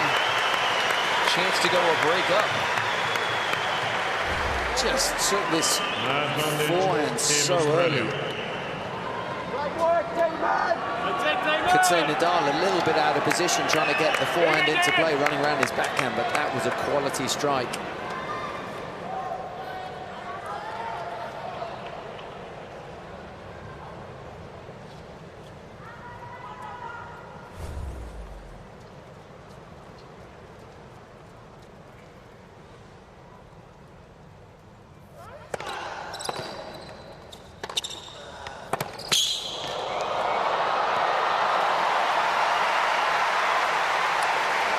Beautifully constructed, solid point under pressure from Nadal to save the break point. Yes.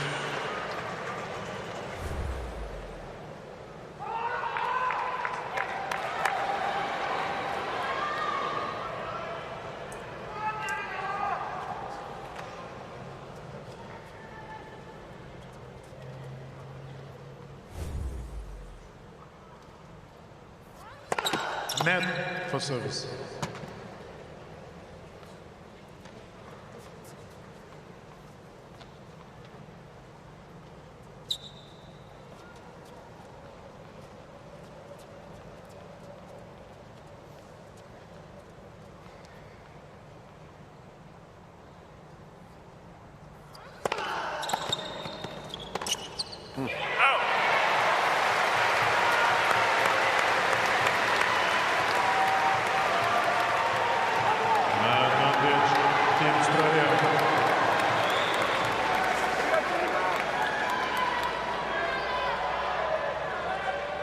Second opportunity to get the lead for Minaur.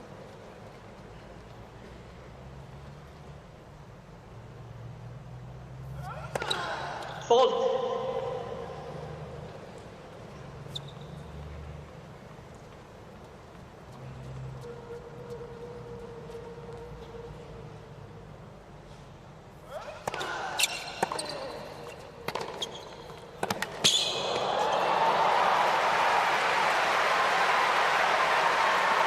Minaur looks to Leighton Hewitt, shrugs his shoulders. What was that? This was a huge forehand, wasn't it, from Nadal? Second serve was big as well, right? There was risk involved in both of those swings from Rafa.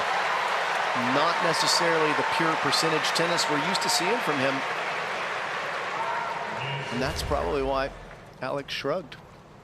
What else could he do? Nothing really.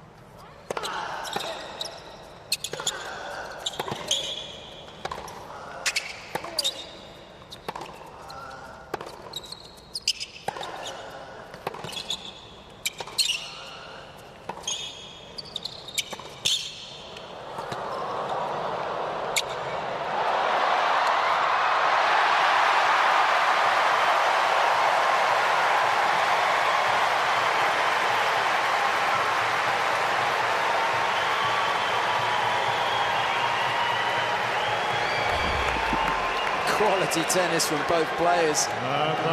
Team Australia. What a lob that was from Minaur. Turning defence into attack. Here we go, mate. Puff of the cheeks there from Nadal. Got a battle on his hands right now.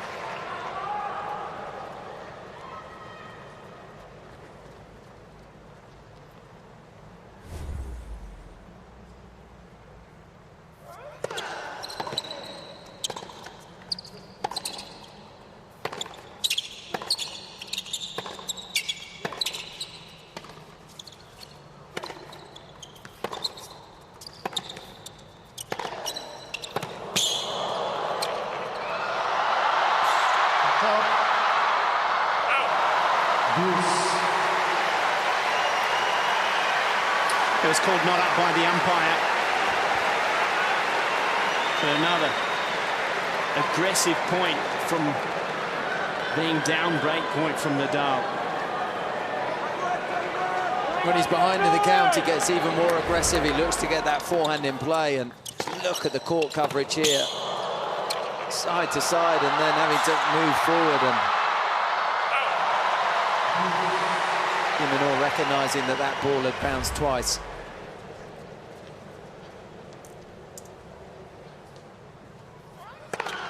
Fault.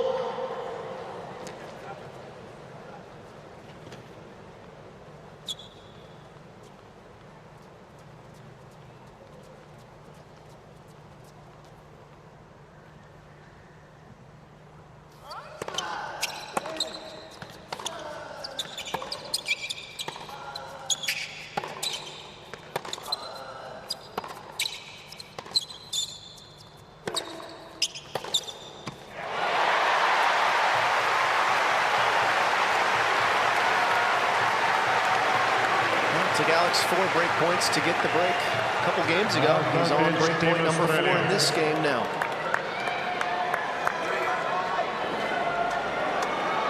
Here we go, Damon.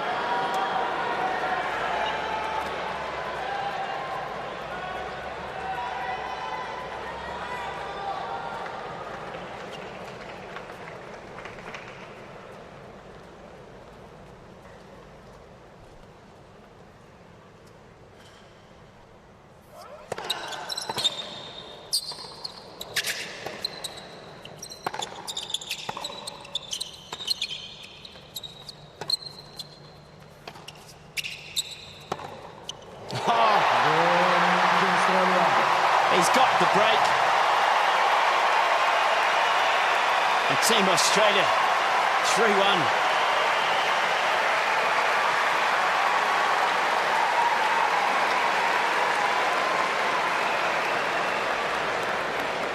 Nearly 12 minutes for that game. An hour and 23 minutes have been on court. We've only played 13 games. Thank you. Thank you.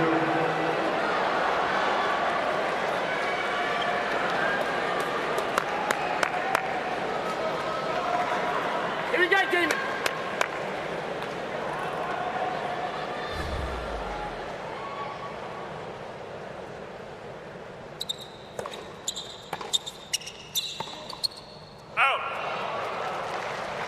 Love 15.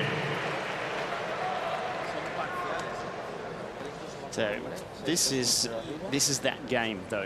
We had this situation in the opening set. This is where all of a sudden Alex started to go big on the backhand and trying to finish the point in the first 4 or 5 shots. Well, he's just gone big on the backhand to break serve. So you're saying, you know, that was a great shot, but now he just has to play a strong game. 59. That was a good response. The first point was a poor point. You know, just to miss the backhand wide, putting yourself behind in the count, putting yourself under undue pressure.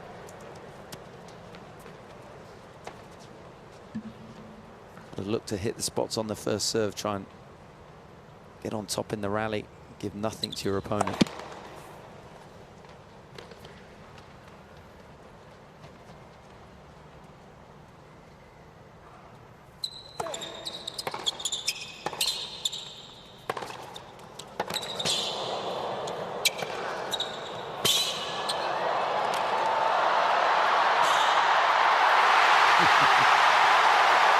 You think he can move? He has some serious wheels, Alex Minaur. Pushed to every corner of the court, remains in it, and then finds a winner. Have a look at this. Have a look at the finger wag, too, afterwards. I don't know if we'll see that, but oh, yes. Here we go, Damon. He is pumped up. Nadal's going, Jesus, guy's got some afterburners.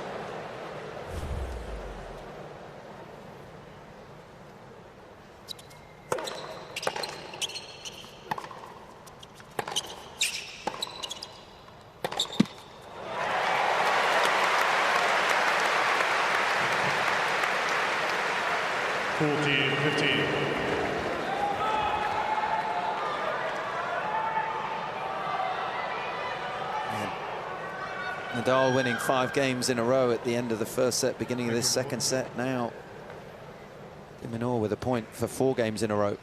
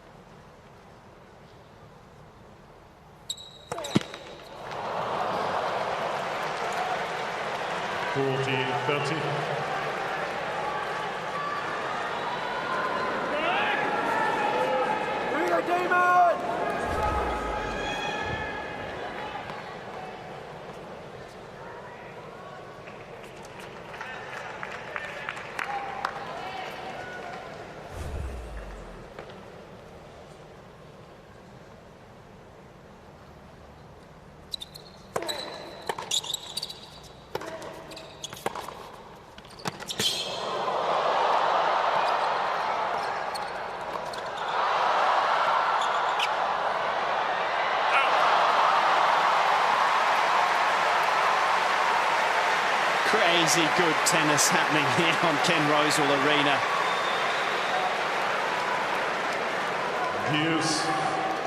Quality tennis and just the speed of Minaur getting that one back in play.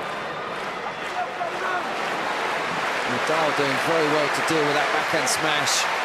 Minaur going back to the topspin lob, but just hitting it too long.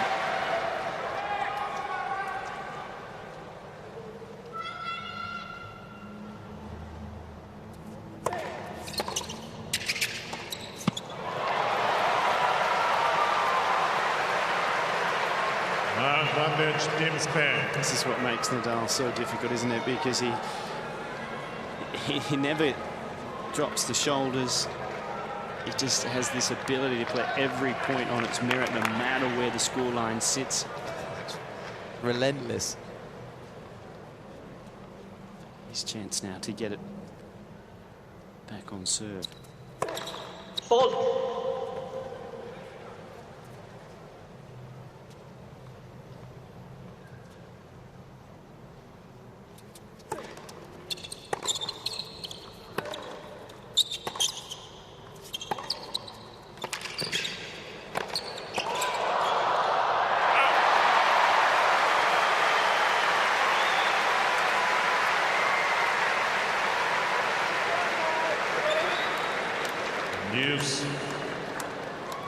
Great stuff, Demon. Here we go.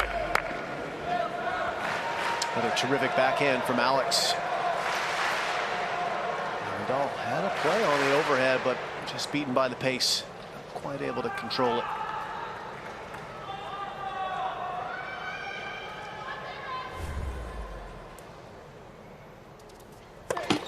Net for service.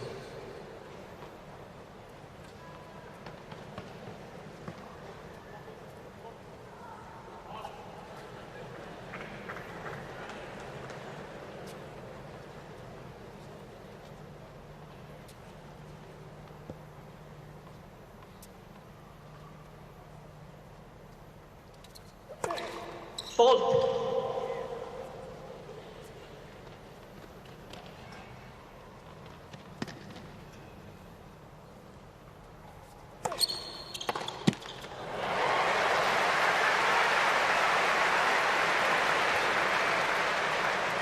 Advantage, Team Australia.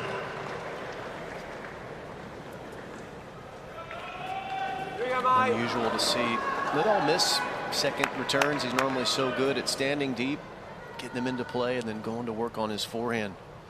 Valuable free point for Alex.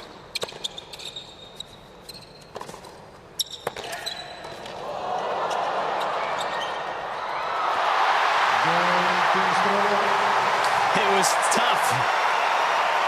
And in the end, Minaur manages to consolidate the break this time. He goes ahead 4-1. Two games. Well done, mate. Fantastic, mate. Great stuff. Way to keep taking it to him, mate.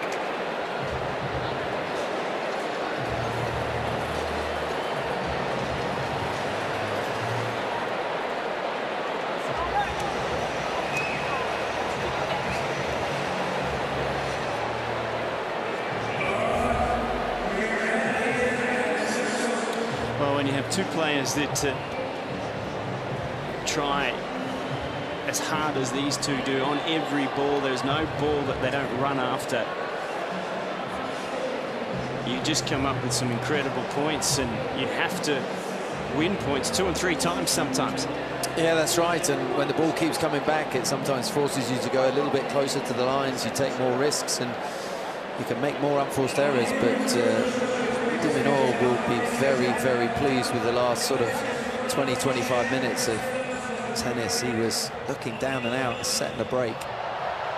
4 games in a row. Puts him in a good position in this second set, that is for sure.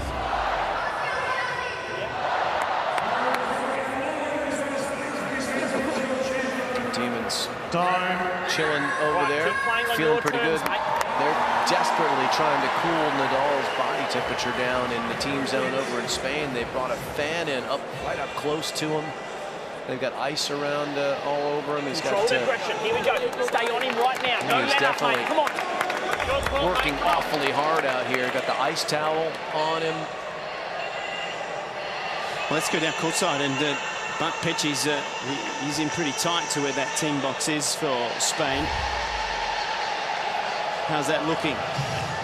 I mean, Todd, to be honest, it feels like a nice temperature down here. I mean, Rafa always notoriously is perspired a lot. He's obviously feeling it right now, and part of that is because of just how well Alex is playing. He's having to move a lot more dynamically in this second set than he had to do in the first. So they're doing everything they can to get him ready to probably head towards the third set, the way things are just going at the moment.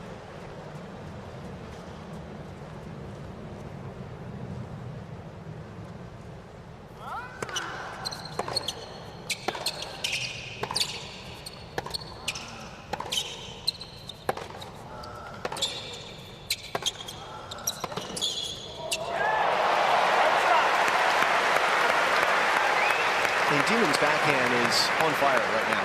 He is cracking it, but I'm surprised Nadal didn't stick a paw out and try and hit that one.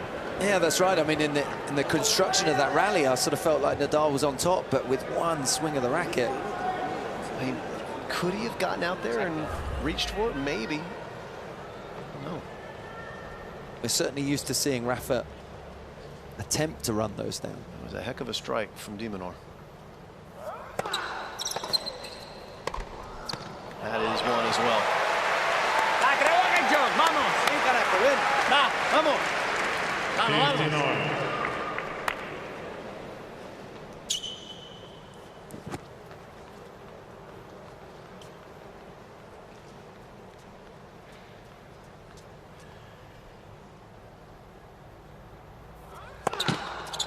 Fault.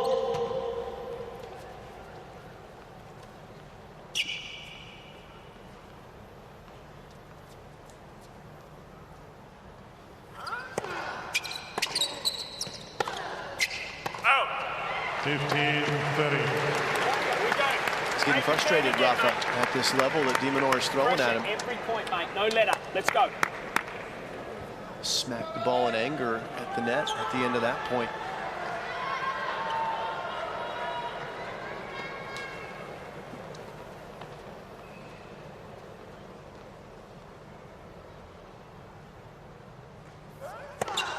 Fault.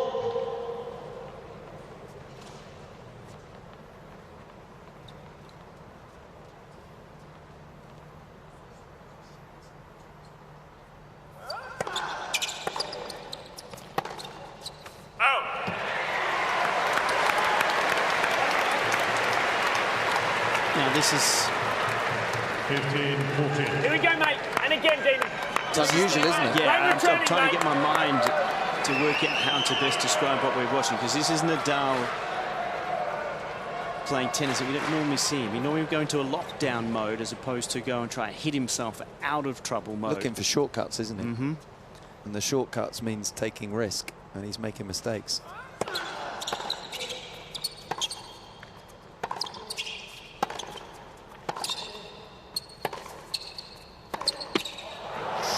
We haven't seen much of that from Alex this set. That's just the 6th unforced error. And he's made 8 winners, and he's in a lot of quality shots with aggression. His level has jumped 2-3 times where it was for that run where he was losing 4 or 5 games in a row. Yeah, it was accentuated, wasn't it? Because Nadal was playing so well, and it's been a role reversal.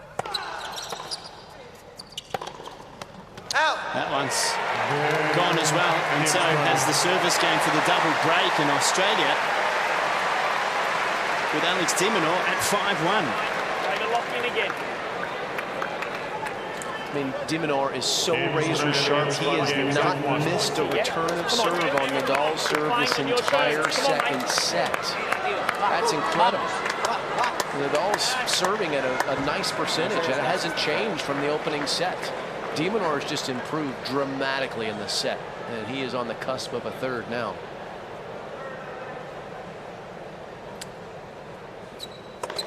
Fault.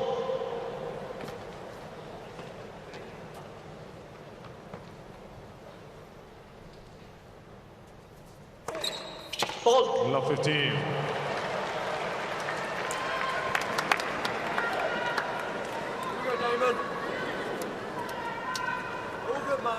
Sometimes when you can be so close as Mark Petchey is there any?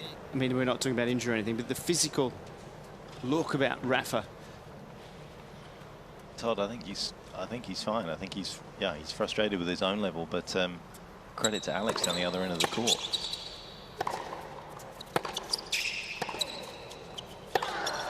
As Jim said, I mean, he's played aggressively, but he's hardly given up any unforced errors, and he's been absolutely clinical into Rafa's forehand. You look at his winners this set, they've all gone into the Rafa forehand. It's the Novak tactic coming to the fore for Alex, but it's just an incredibly difficult thing to achieve and accomplish, and very few players have been able to do it, but Alex has done it in this set, and it's rattled Rafa.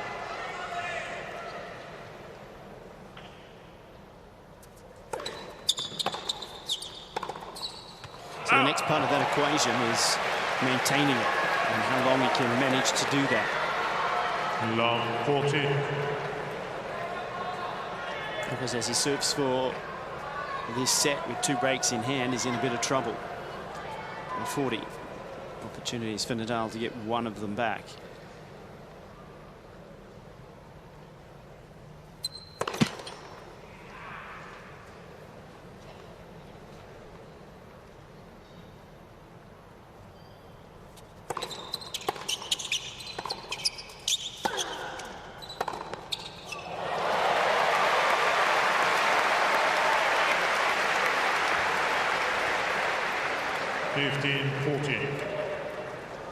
Great stuff. Here we go, mate. Come on. Si pots, una més alçada. Va.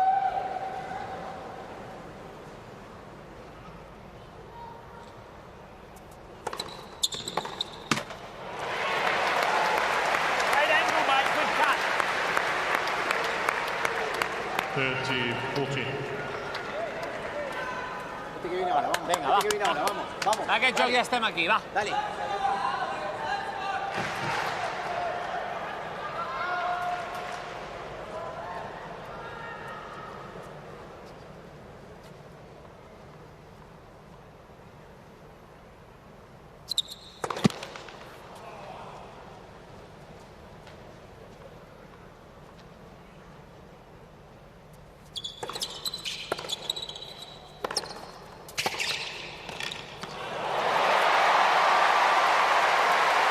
Classy little volley to pull it back to Juice.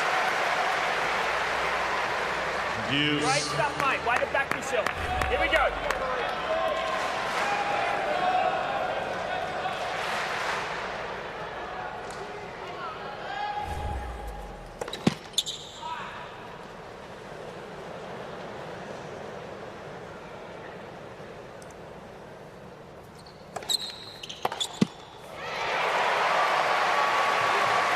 So from up 40 down to set point for Team Australia.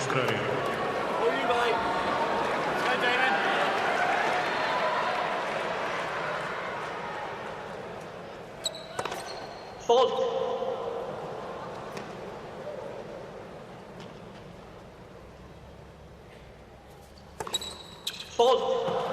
Yes.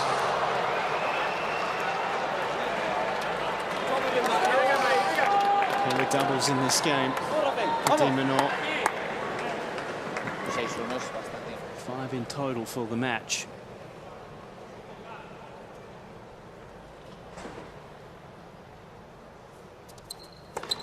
Fault.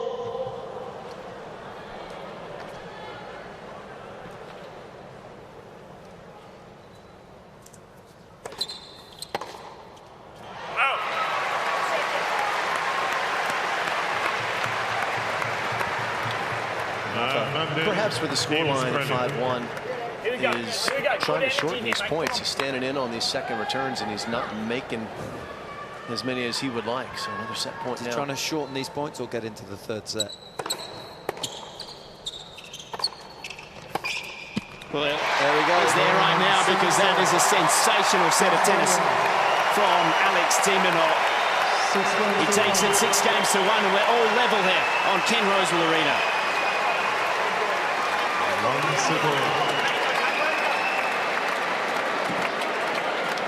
Vote judge, please.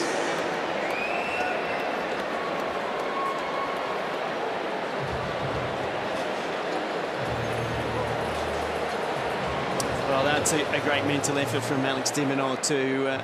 Great job, too, of elevating his intensity and letting Nadal know that he was not going to back down from the combat. And de Minaur, I think, just naturally has that type of bulldog personality on court. He doesn't necessarily have to come out of his comfort zone to do that. Nadal, who will start.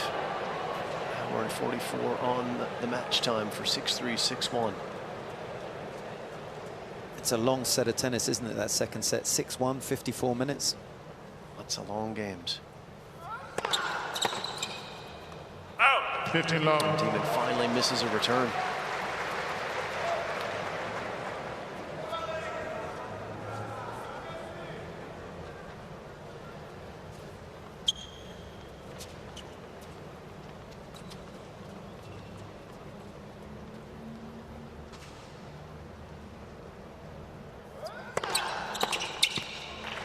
Very long.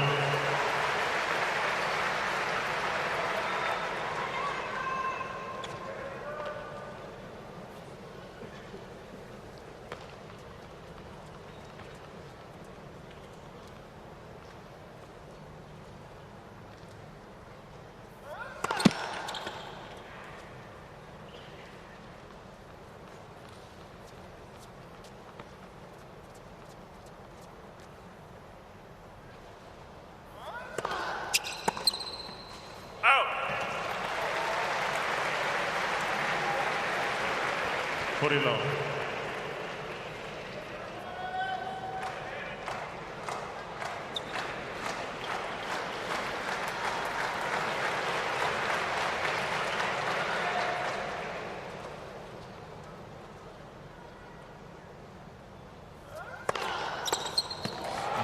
That's the perfect game to start this third set for Rafael Nadal. First game, final set. When you watch this serve of the match for Nadal there too. And when you watch him play at 196 kilometers an hour, he has that ability as the top player to control the court. I call it like the conductor of the orchestra. Everything goes to his rhythm. And even at the end of that set where he was outplayed a lot, he played it quickly, he left the court, does the full kit change, comes out, and often I think for opponents it's hard for them to maintain that momentum. And he's very good at orchestrating what happens within a match. Would you agree with that? Yeah, I would, and you know, I think we experienced it. You've got against Cam Norrie. Cam is one of the fastest players between points. He likes to play at a quick rhythm, and you know, you should play at the service rhythm. And Facu, Cam's coach, spoke to him about it and said he will try and hold you up. Do not get frustrated.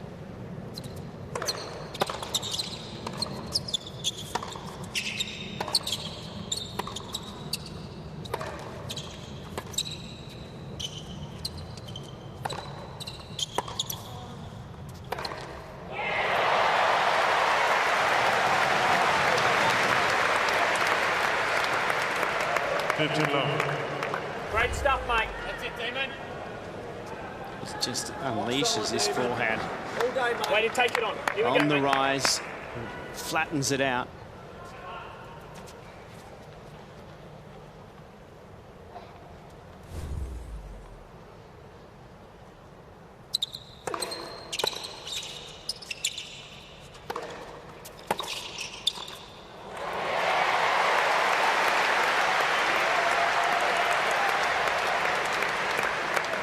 Very long.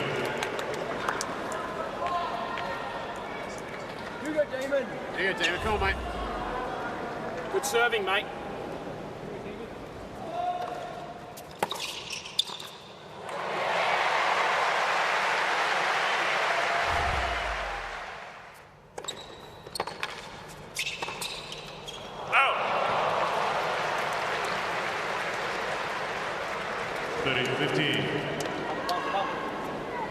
Here we go, mate.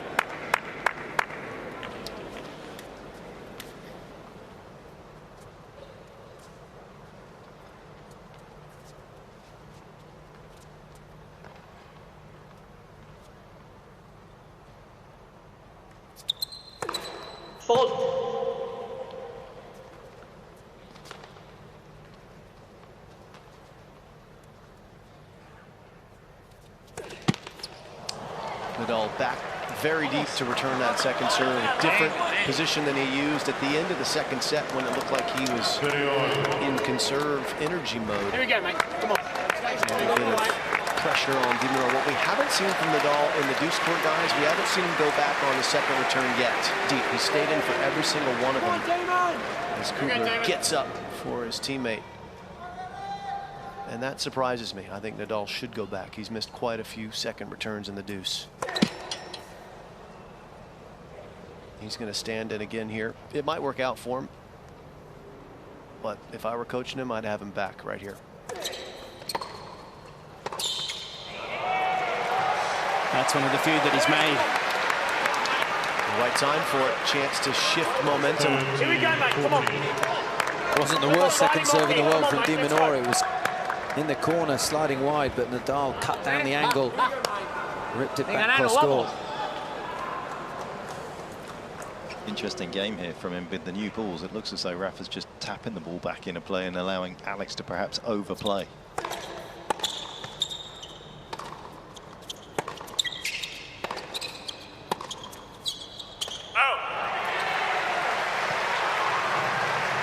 Let's see by that reaction from Nadal. Just does not expect to miss a shot like that in the middle of a rally when he's got a breakpoint opportunity.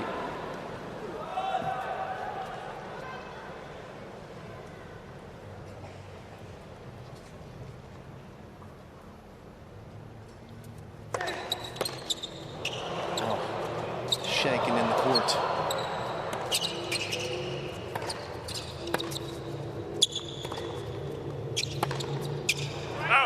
Hits that one, and Nadal was awfully lucky to even have a chance to play that point. That return was crawling up his racket frame. All around it. Sure did. Caught a little bit of string. Great stuff, mate. Here we go. Good spots again. A lot of frame as well.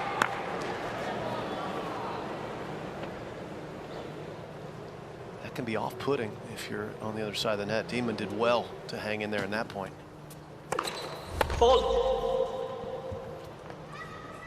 Nadal hasn't missed a second serve return in the ad court tonight. He's been rock solid over here.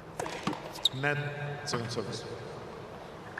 And that's because he's by and large stood back to return it, bought himself a lot of time.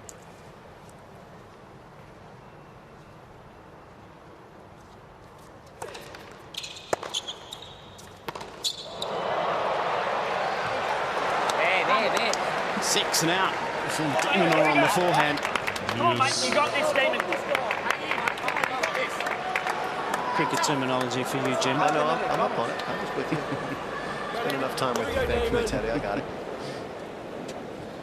International viewers around the world watching this may not follow cricket. Home run, I guess.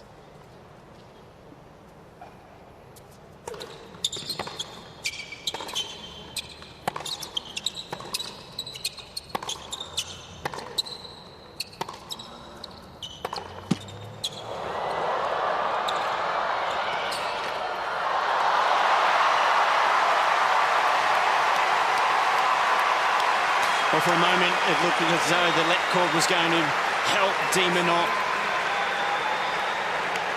But Nadal fleet of foot and wonderful racket work, the way he controlled the ball just to deliver it deep, take some net position. Yeah, I mean, I'm sitting with two amazing volleyers here in the booth, and you guys must be loving what you're seeing. It's been impressive on both sides of the net when they've come forward tonight. Absolutely.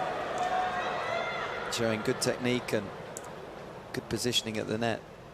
Break point opportunity again.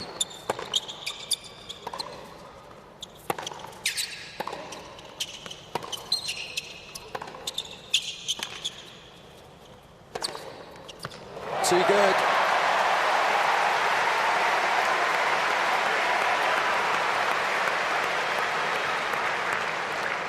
Deuce. Tony Roach. Way to keep Another him solid moving, volley. mate. That's We it. talk about volleys. I think he's got you and I covered twice Here we go. over. Come on, mate. They say Ya que es aquí, va. The greatest backhand volley that the game potentially has ever seen. Swing it wide, hit the backhand volley cross court. Point over.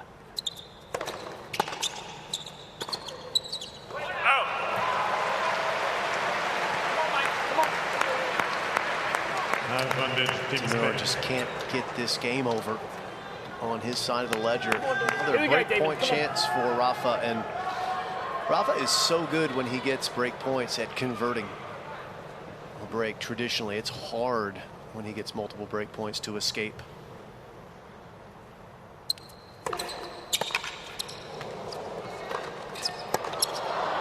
Long.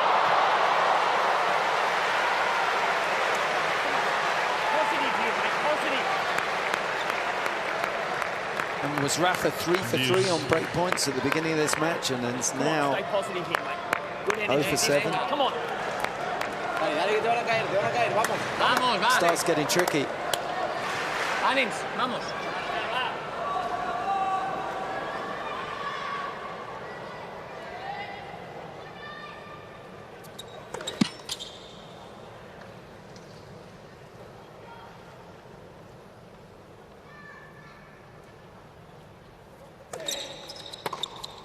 He stood in and delivered 2 beautiful returns.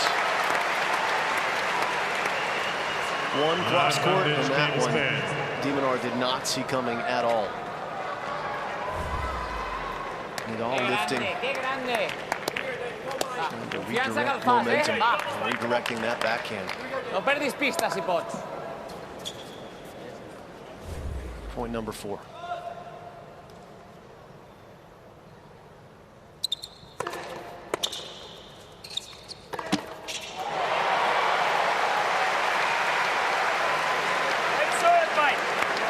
The etiquettes of the sport says you should apologise for a let court. That's what Minaur does, but he had that court open. Nadal anticipated, went left. Didn't need to be as good as it was in the end.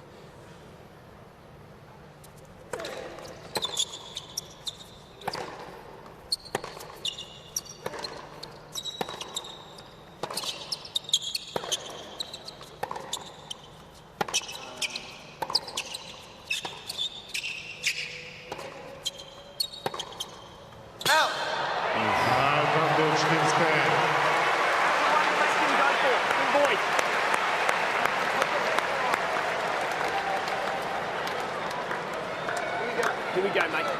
It's the right shot from Nadal, but it probably doesn't need to be quite so close to the line. Could have gone a couple of feet inside, it would have done the job, but just pushed it wide, fraction late.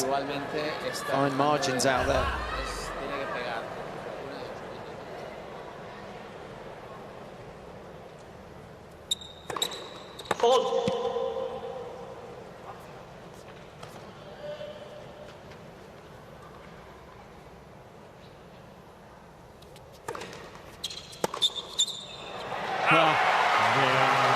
Misses the return, and an important hole for Alex Minaur. Big time. And you know what's been important for him as well is Nadal's speed of shot has diminished a little bit as this match has worn on. The opening set, Nadal was pretty aggressive off of both wings. Remember how big his backhand was? 125. That dropped off dramatically in the second set, as did his forehand. Let's go. Minaur's been a constant force. His shots have not moved as far as his speeds throughout the match. He's been coming at Nadal consistently. Rafa's level's been going up and down. What's it going to be the rest of the way? That was a massive hold for the Aussie.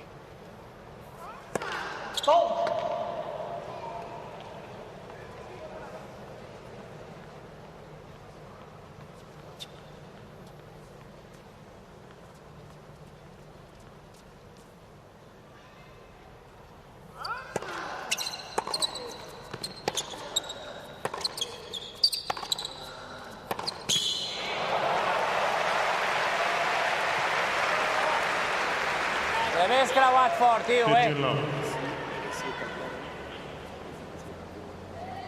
we go. Every point, mate. Come on.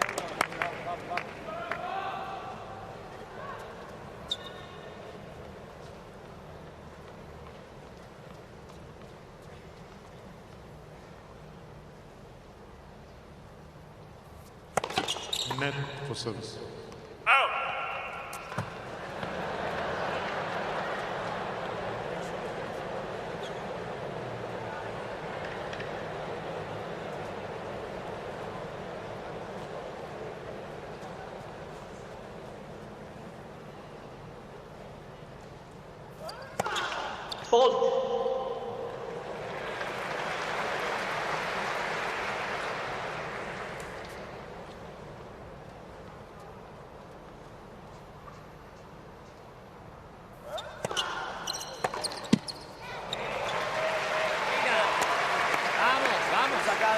Venga, poco a poco. Very low. Okay, mate, come on. All good.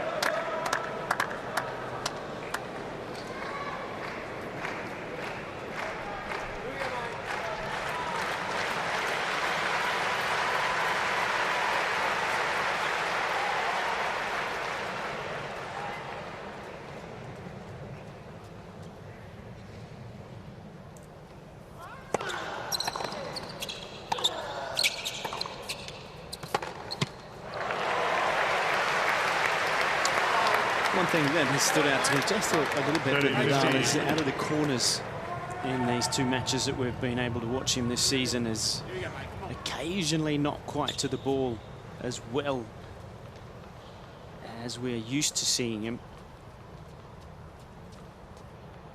Whether that be just because when you've played a lot of matches, your instincts are reading the play, anticipating better.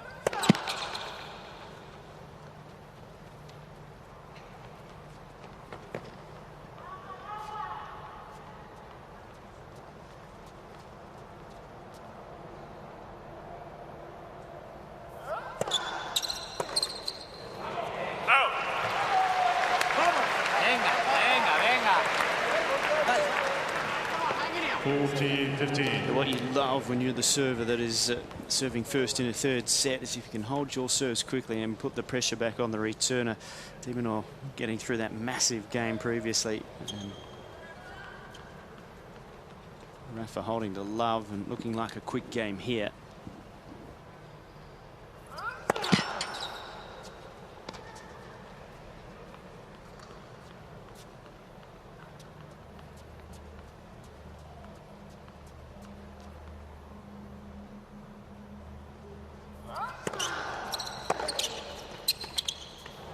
Lovely change up, and it is a quick game, and Nadal heads to the changeover with 2-1, third set.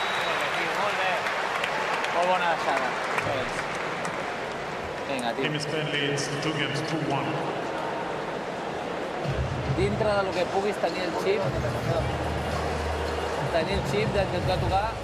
I was talking a little earlier about real estate around the Sydney Harbour.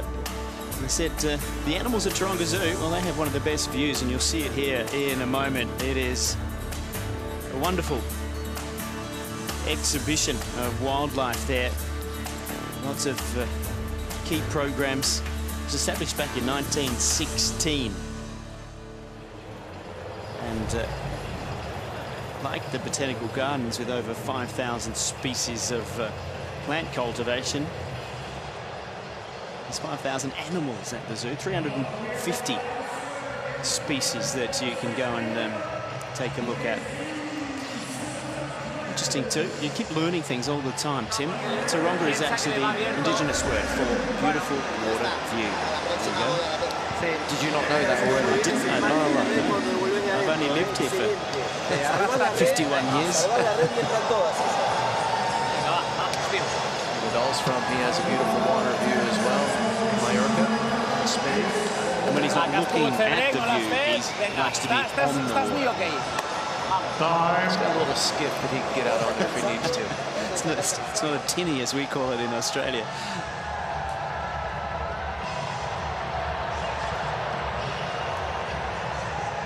Great atmosphere here tonight. Packed house, sold out.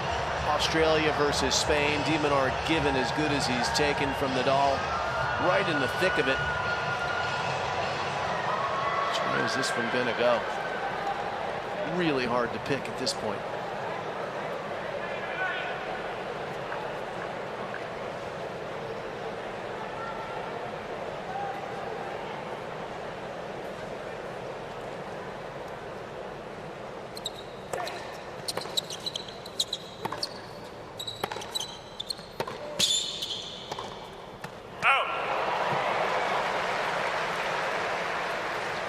15 love.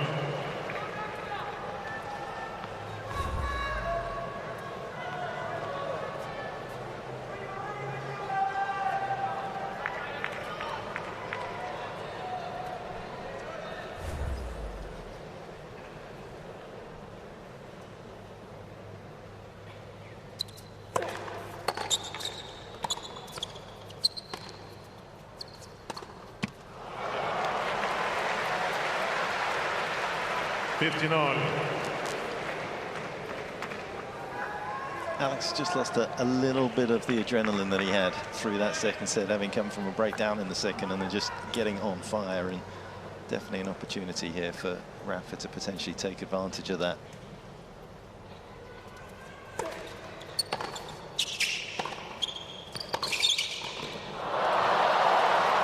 That's a rare poor volley. That's right, Jim. He's been very comfortable and accomplished at the net, and this one, it's just almost like his footwork wasn't quite so good, or execution. Well, he didn't follow through. The racket just stopped on impact.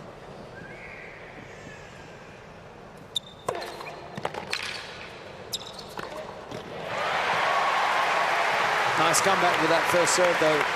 198 kilometers an hour. Alex looks to be in terrific shape physically. Right? This time last year, he was on his way back to great fitness. He'd had COVID in the second half of 2021. Nadal had COVID just prior to the Australian summer last year and somehow found his way to another title.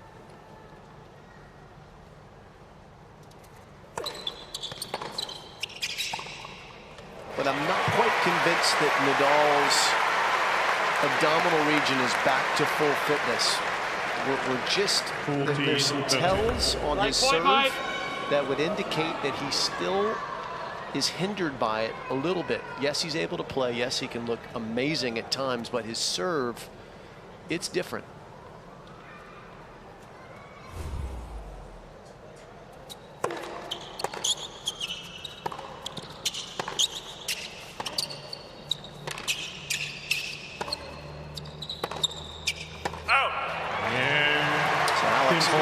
After a little bit of a bobble. Let's look at Nadal's ball toss and his contact hit point, comparing it to the Australian Open last year and his play this year in the United Cup. The red dots, that was the Australian Open. Look how wide that spread is compared to the yellow dots, which is the United Cup this year. He's far more limited, it seems. It doesn't seem like he can arch back with his abdominal and reach back for the ball over his shoulder.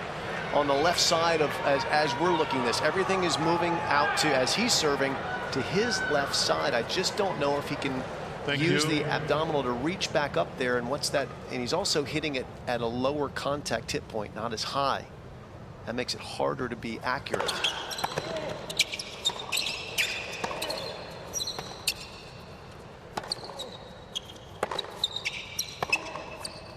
Tim, if you can't toss the ball back over your shoulder, what does that do as far as limiting your options location-wise with the serve? Yeah, that's right. It's really taking out the kick serve, the top spin on the second serve, because you've really got to get up the back of the ball, and to do that, you need to arch your back. If the ball toss is a little bit further in front, then you're only coming around the side of the ball. It means that you can only hit a slice serve, and that limits where Rafa's really going to be able to hit into the box. So that confirms the graphic that you showed earlier, where all the second serves were going into that same position. He hadn't gone out wide at all to the first court, to the Minaur forehand. And this is something that we watched in the U.S. summer when he came to play in Cincinnati in the U.S. Open. He was suffering from that, and we thought that it might just be a temporary situation. It does not appear that that is the case. It is not resolved in that time. That's about 4 months ago.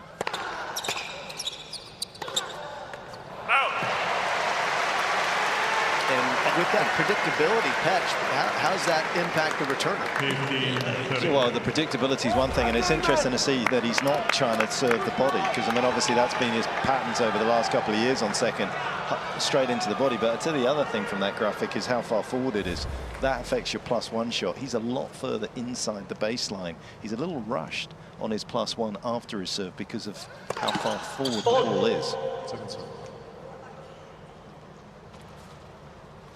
It would seem to us that that would not be a choice that he would willingly make. That is an accommodation for the injury he sustained at Wimbledon. I would have to assume. And de Minaur now has a chance, a big chance.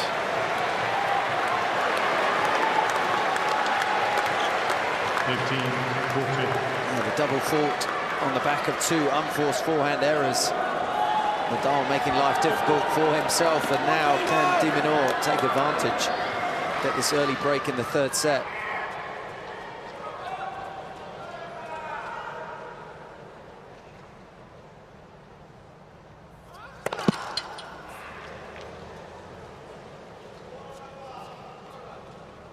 Too far in front with that ball toss as well.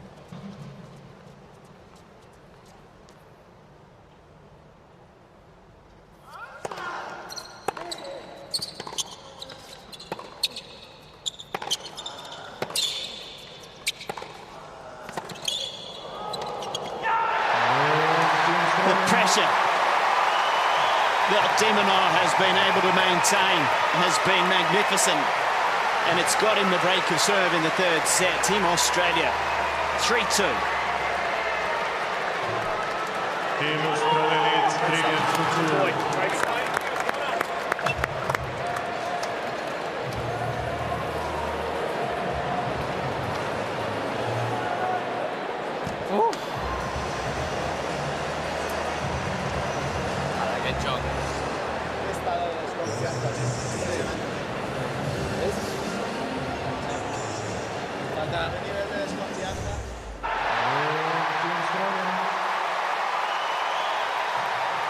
Job well done for Alex de Minaur so far, but the job very far from done when you're taking on Rafa Nadal.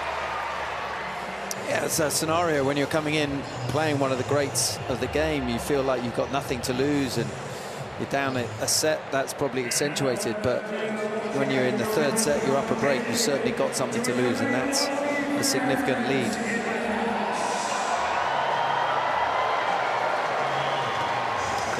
Done well this set is make for serves up near 80%. He can hang on to that percentage. Might just be able to hang on to win this thing. And on the other side of the net, Nadal's first serve percentage dropping down to 50, giving de Minaur too many looks at his second serve.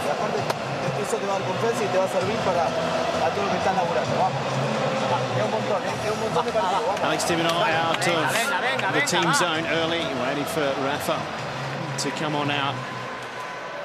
He's had some big wins in his career, but this would be, if not one of the biggest, particularly when you're playing for your country. He's got the break of serve. 3-2 final set.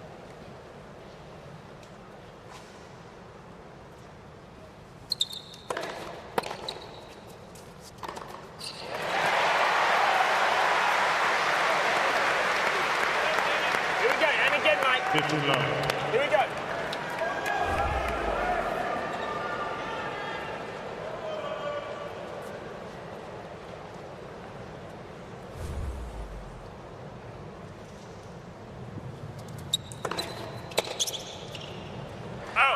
Tim, you've been sitting courtside with Team Great Britain as the captain, so you're in captain mode right now. We're seeing Hayden Hewitt there doing this for Australia. What would you be telling Alex in this situation? You were there a couple of nights ago with Cam Norrie.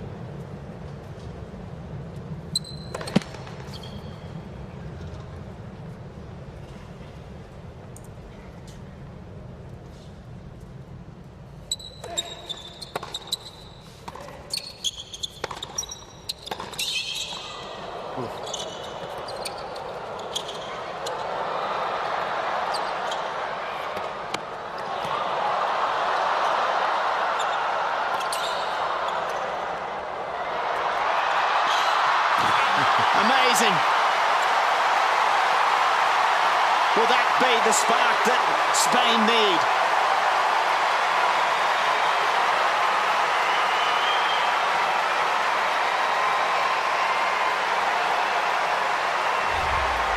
Incredible tennis from both men.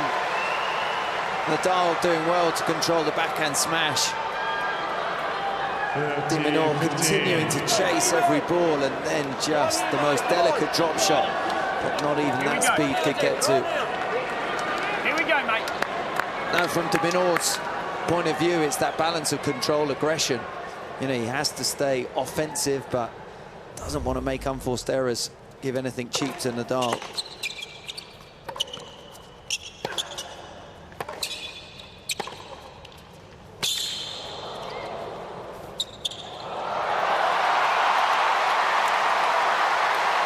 Haven't seen many drop shots from Nadal, and all of a sudden, 2 key ones in a row. Carry on.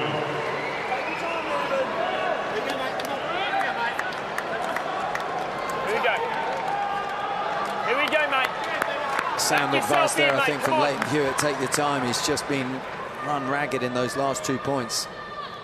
Hugely important first serve right now.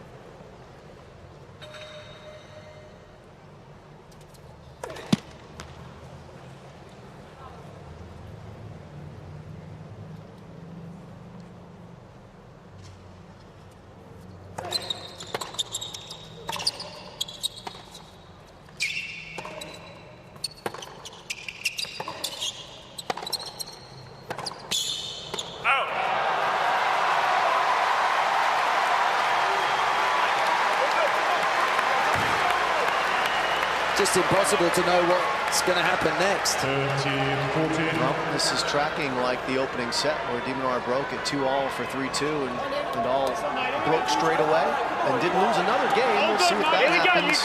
You got this, mate. Nowhere near that yet, but chance for Nadal to get back in it.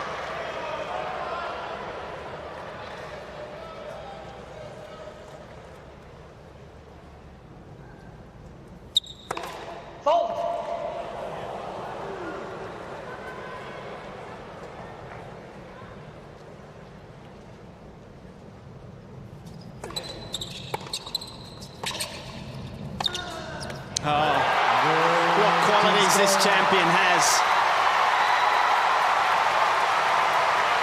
And it was that point at 30 love that has reignited Nadal, and he's back at 3-all in this third set. 3 games all. Guys, Nadal is in a position in his career that I don't know that he's ever been in. Just tracking his record since Wimbledon. He was incredible through Wimbledon last year. 35 wins against 3 losses, 2 major titles, then he gets injured. Since then, he's played 10 matches on tour. He's only won 4 of those. He has a losing record. When has he ever had a patch tennis like that? I bet never in his career since he joined the tour.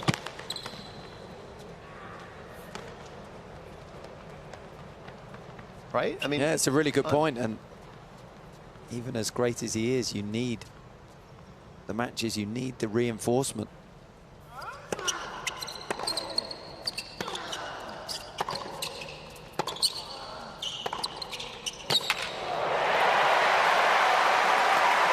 Have to comb back through his stats to see if he ever had a down patch similar to this. I highly doubt it. There's a vulnerability now, I'd imagine, in the locker room that players feel when they look and see Nadal in their section. That is probably a rare feeling for them. Minaur right back on it here. Takes the first point.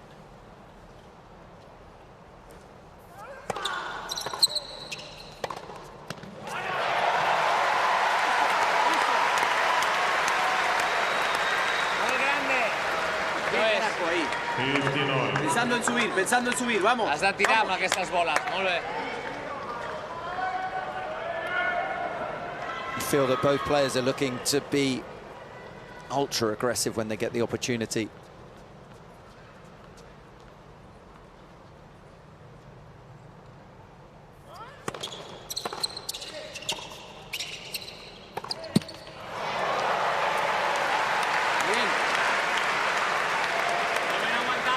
Serving 15. Vamos. Because he lost 4 matches, didn't he, Jim, in a row from the US Open against Tiafoe, Paul, Fritz, Auger-Aliassime. Hadn't had a period like that since 2009 when he had a loss to Djokovic in the semis of Paris, and then he lost, obviously, the 3 ATP round-robin matches. He had a run of 5 losses back in 2003 to 2004. Was he a junior back then? Henners was still on tour then.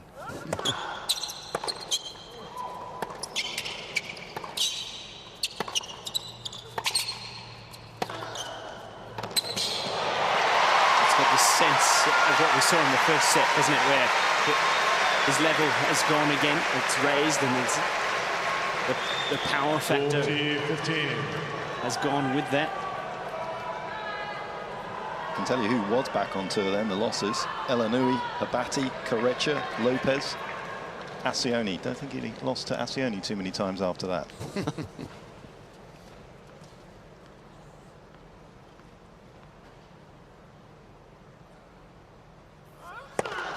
Hold.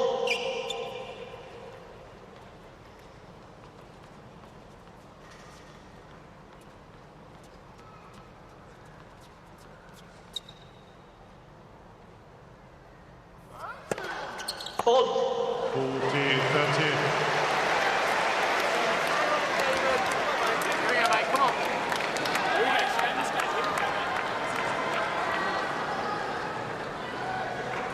Vamos. Vamos. Venga. Tirado, tirado arriba, Suelta la mano, vamos.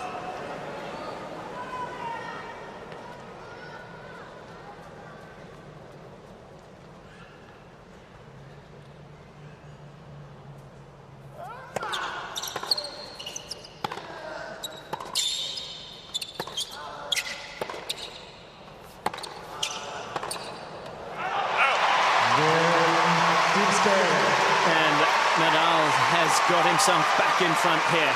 It's on serve. 4-3. Team Spain lead.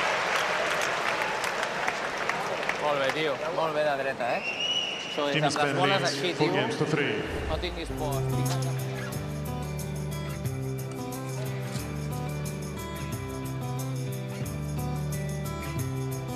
Well, a rich indigenous history that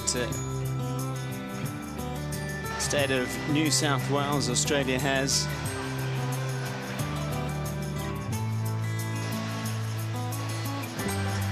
And you get the opportunity when you get into Sydney to go visit the First Australians Gallery and trace those ancient footsteps.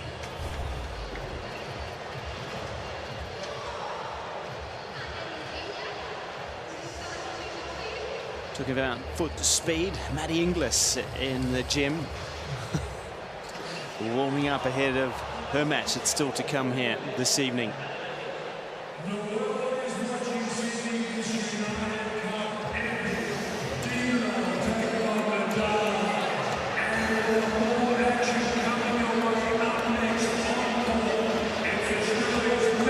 One of the things I thought that Cam Norrie did exceptionally well against Rafa the other night. He just had this amazing even temperament. He never looked flustered one way or the other, emotionally too high or too low, just stayed at the job at hand.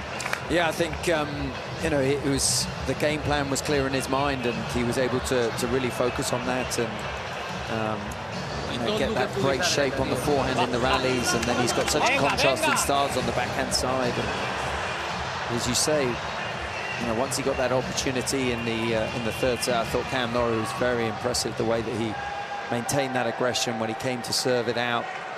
You know, he was just on it, served it out to love, and you know, it's a huge moment. It's a big boost of confidence so early in a new season.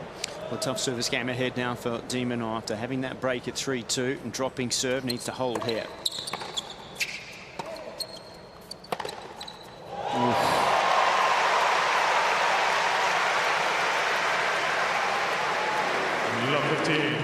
Bit of a statement on this forehand from Nadal. Such a big game, first point, a little bit short from Minaur.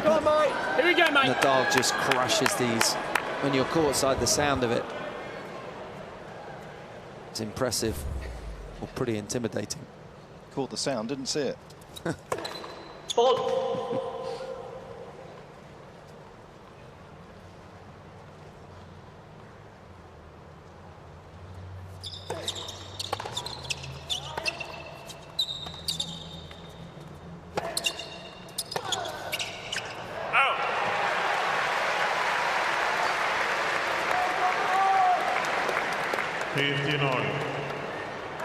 Over the years, this is that moment in a match where we're so used to Nadal going into what we'd call lockdown. He'll be aggressive, but he won't give up. Too many unforced errors, free points. We'll see if he's still maintaining that level.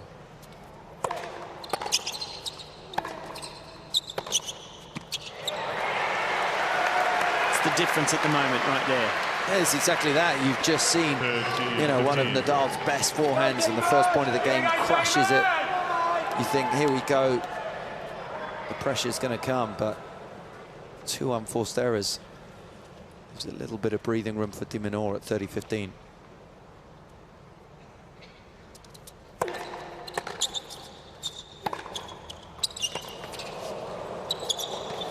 Oh, yes.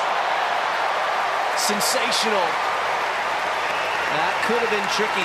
Well, Minaur had the foot speed and the clear vision to go back behind Nadal. Because this was a terrific defensive play from the Spaniard. Carved it. And Demon able to get the outside of the ball. Get to 40-15.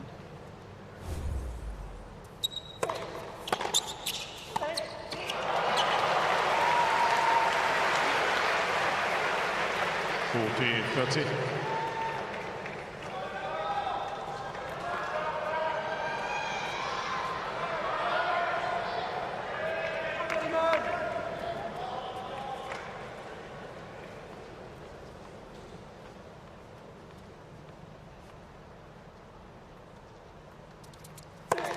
Fault.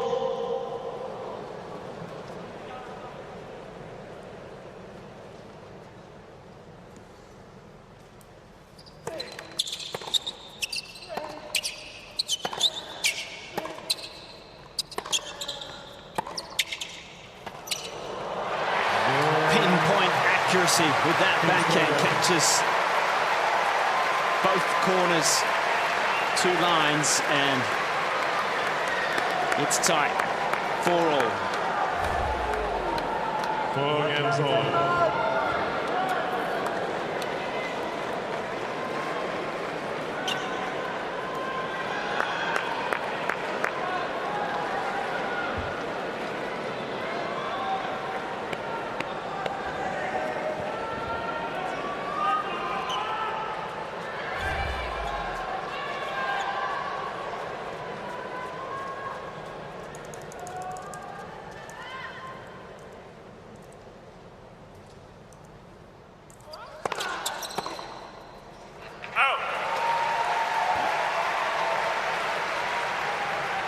For Minaur, it comes down to those moments now of true belief. I've heard you talking to your players a lot about that, Tim. It's yours, believe it. Those positive, reinforced words. Yeah, I think it's important at this stage. You've really got to focus on what you're doing, the way you want to play. And play it point for point. Can't get ahead of yourself. Can't dwell on anything that's gone in the past. It's just about the next point.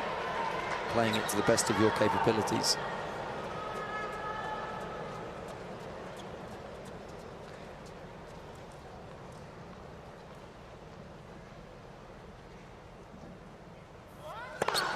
Fault.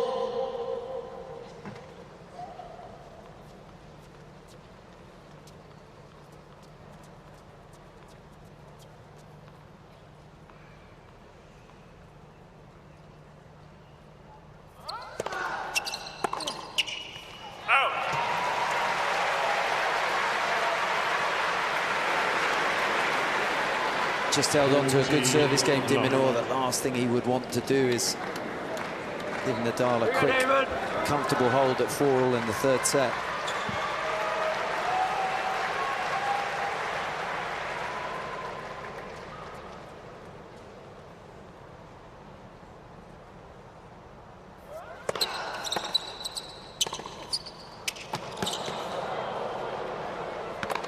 The quick game is exactly what Nadal was after, however. It's on serve, and Nadal leads 5-4 for Team Spain. Leads 5 games to 4. Hologic, please.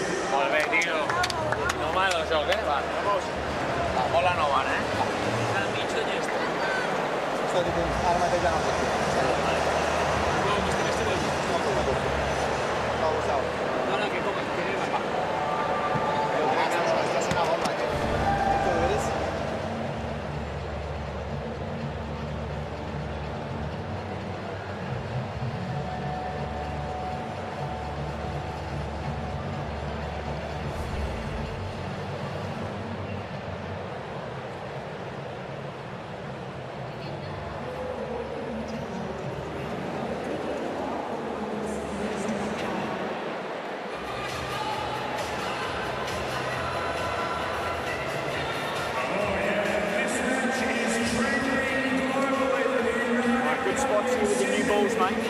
Yeah. Playing on your terms, mate.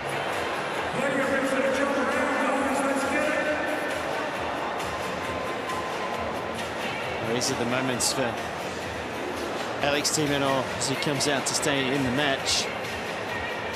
Here we go, mate. Locked in right now, mate. Positive.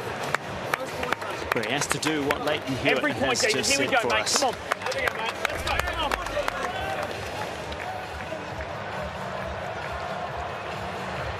It's getting harder for him this set. It's been harder for him with the serve because Nadal has made a lot more returns this set than he has in the first two. Puts pressure on you. Alex has withstood it, still on serve. So going to stay in the match.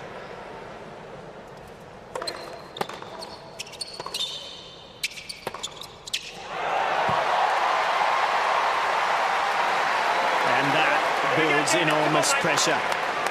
Lafferty. Come on, Damon. Come on, mate. Yeah, Damon, come on.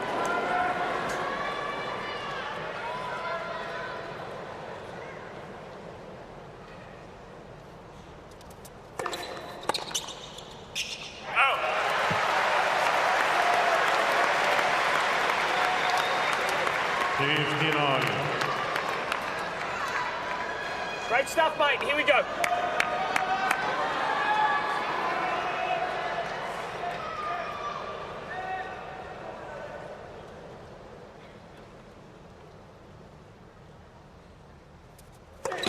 Net for service.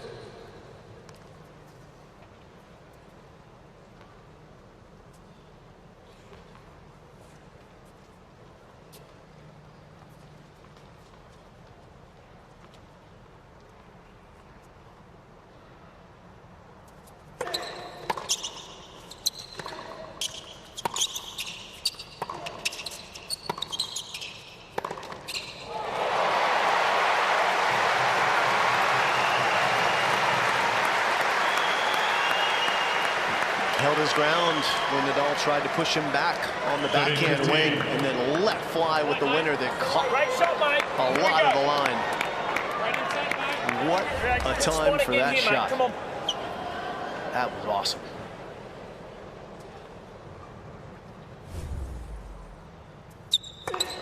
Ball.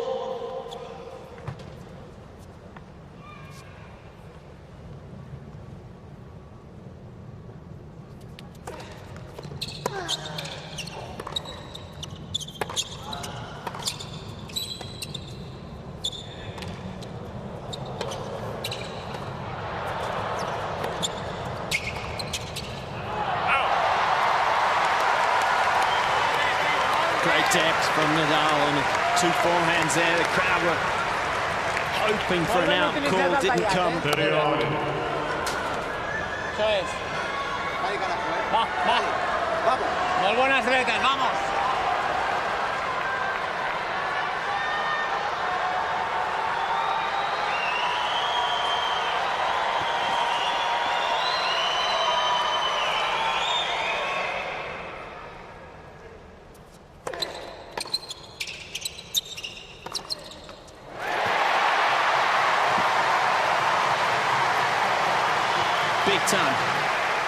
from Minaur. Absolutely, that's the 1-2 punch. Here we go, back yourself again, come on. 40-30. Good first serve. Come on. Defensive reply from Nadal, and Minaur dispatching the forehand down the line.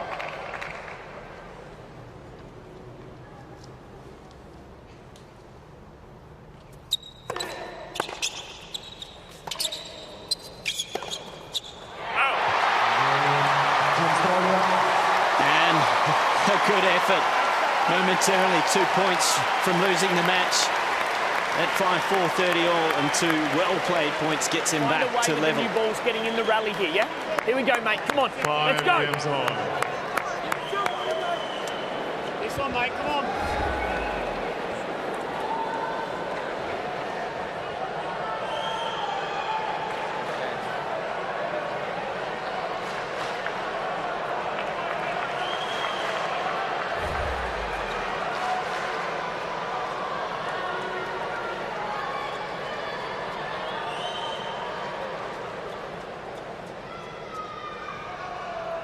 Please.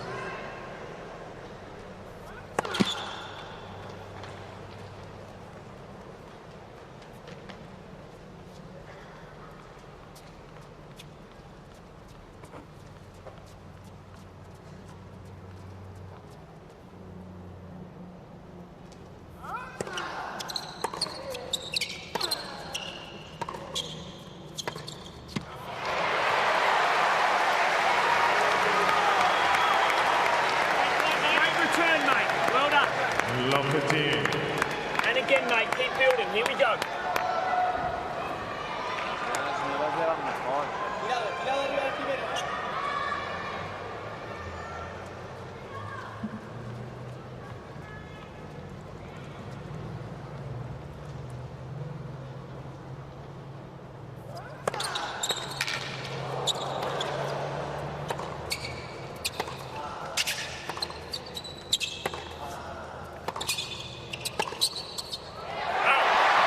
Such a good return from Minaur.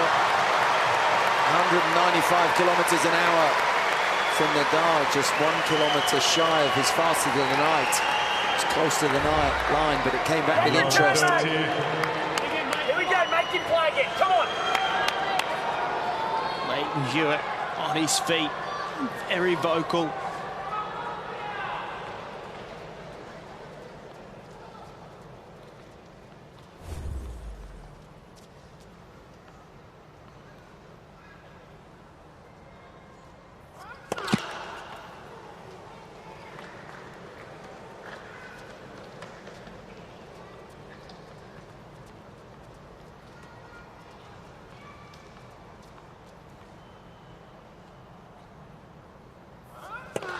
Net, second service. For a big second to 164. 5 times he's tried to serve and volley on the juice side, and he's missed every single serve, going back to what Jim was highlighting about the ball toss being too far forward. That's hurt him tonight. One of his stock standard plays on big points on the juice side and can't find the serve.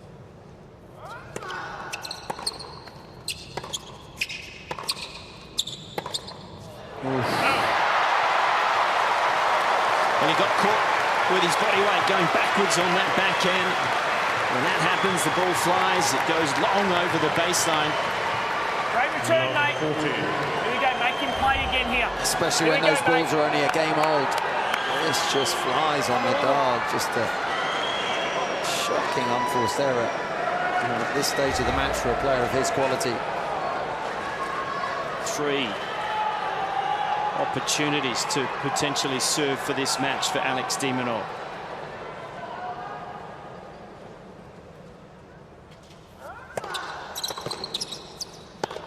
And he needs the one.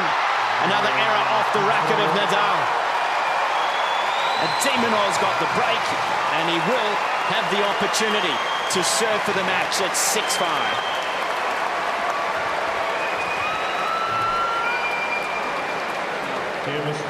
It's 6 games to 5. It's not that he doesn't get frustrated, but I tell you what, that's the closest I've seen to Rafa firing one up into the stands. He manages to pull his racket away there and not do it, but he is absolutely livid. and so frustrated right now. Just nothing to be said, is there? He's just mulling it over in his mind. That picture paints 1,000 words. It's a really interesting time in the Nadal camp. It's a mixture of frustration, probably shock, disbelief. That's only another time I've seen it look like that, and that was sitting courtside at the Roger Federer retirement. There was a look in the eye of like, not dissimilar to that picture we just saw then. I mean, I know all you gentlemen are glass half full guys. In fact, when you're drinking wine, your glass completely full. But the one good thing to come out of the two matches for Rafa, if he doesn't turn this around, is obviously his length of time on court. I think against Cam he was 2 hours 45. He's pretty much at that number now as well, and that was, that was around 4 or 5 of his matches at the Aussie Open last year. Obviously had 2 long ones against Shapovalov and Medvedev in the final 5.5 hours, but he's had lots of competitive tennis in the legs. But credit to Alex there from being 2 points away to putting himself in a position to win this. And the first point's okay when you're trying to serve out such an important match as this for Minaur. 15 love.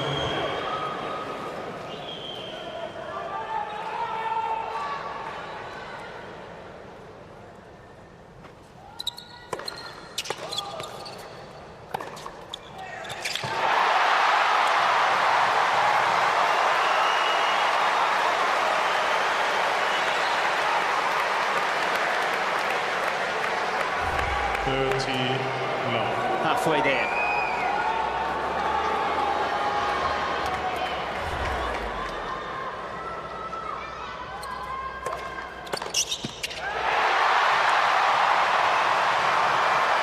Three timely first serves.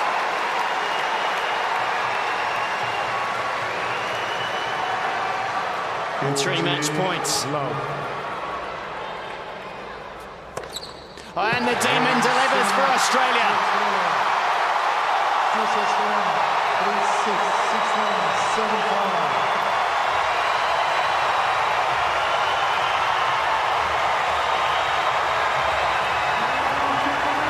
And what a way to secure a memorable victory for a young Australian in his hometown, on his home court.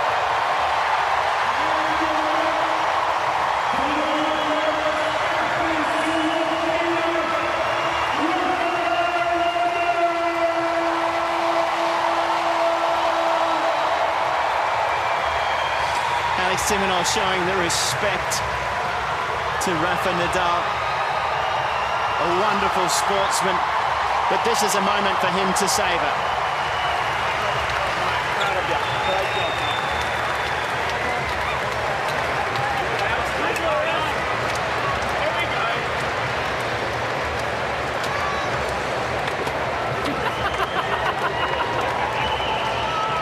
This is when you appreciate, Tim, all the hard work that you've put in, and you get the reward that you deserve. Yeah, absolutely. And he certainly is one of the hardest workers out there, and Minaur deserved it. You know, he hung in there. He didn't, play his best at the end of the first set, beginning of the second, but the belief, the consistency, and the quality to find that break of serve at 5-all in the third, to give himself the opportunity of serving it out at 6-5, and he did not blink. Matty Inglis in the gym with Sam Stosur. She's coming out next. That will help the motivation, no doubt. But talk about motivation, let's hear from Alex de Minaur. Alex, this is the 4th time you've played Rafa. You played him here, actually, in 2020, and you played him close. But this is the first time you've beaten him. How'd you do it?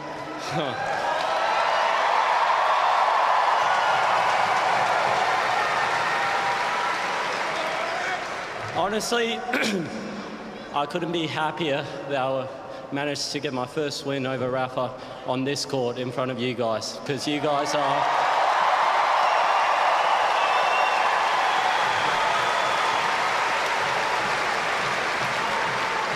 I think there's no secret that this is my favorite court in the entire world, so thank you guys very much.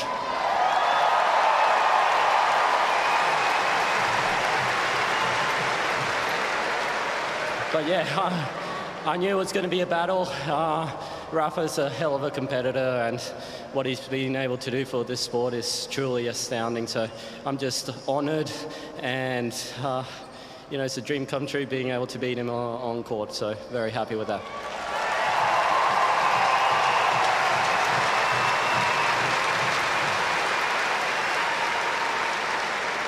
He's known as one of the great fighters in any sport, let alone tennis. He's tough to finish off. What was Leighton telling you before the last sit down when you came out? What were you thinking as you wanted to try and finish this match off? Well, as you're trying to serve that out, it's completely natural to have all these different scenarios coming in your head, but I tried to think as little as possible. I just said to myself, see ball, hit ball, and it worked out. I was able to serve probably the best game I've served all match, so I'll definitely take that. That looks like a new tactic has been formed. Well done.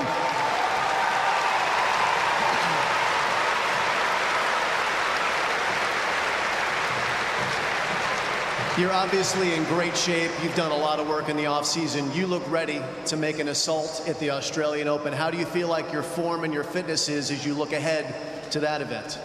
Yeah, I can't wait. Can't wait for the Aussie summer. It's the best time of the year. Hopefully I can do Australia proud and play some good tennis over the next coming weeks, and hope to see you all out there. All right, last question.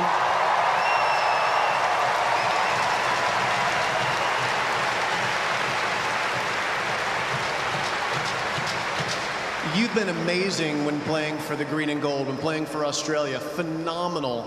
How do you like this new United Cup, this brand new format with the men and women playing together? Look, honestly, whenever I get a chance to play for Australia, I'm a true believer in there being no greater honour than representing your country. So every time there's an opportunity, I'll put my hand up, and I love doing it. I love playing for Australia, and I'll keep doing it with a smile on my face.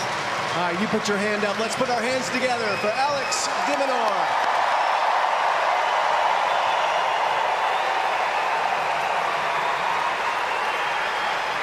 Well, the smile is as large as it could possibly be for Alex de Minaur here on Ken Rosewall Arena tonight. He was the 109th player to get the green jacket to represent Australia in Davis Cup. He was so proud of that he had it tattooed onto his chest. And he's going to be proud of his performance tonight, Tim Henman, because he won the last 10 points to secure victory against the #2 player in the world. Yeah, it's incredible, you know, delivering at the biggest moments. He was serving to stay in the match at 4-5, and he held to 30, winning the last 2 points, and then to break Rafa Nadal to love and serve it out to love is quite some statement. And it's a night, it's a performance, it's a result that he'll remember for the rest of his life.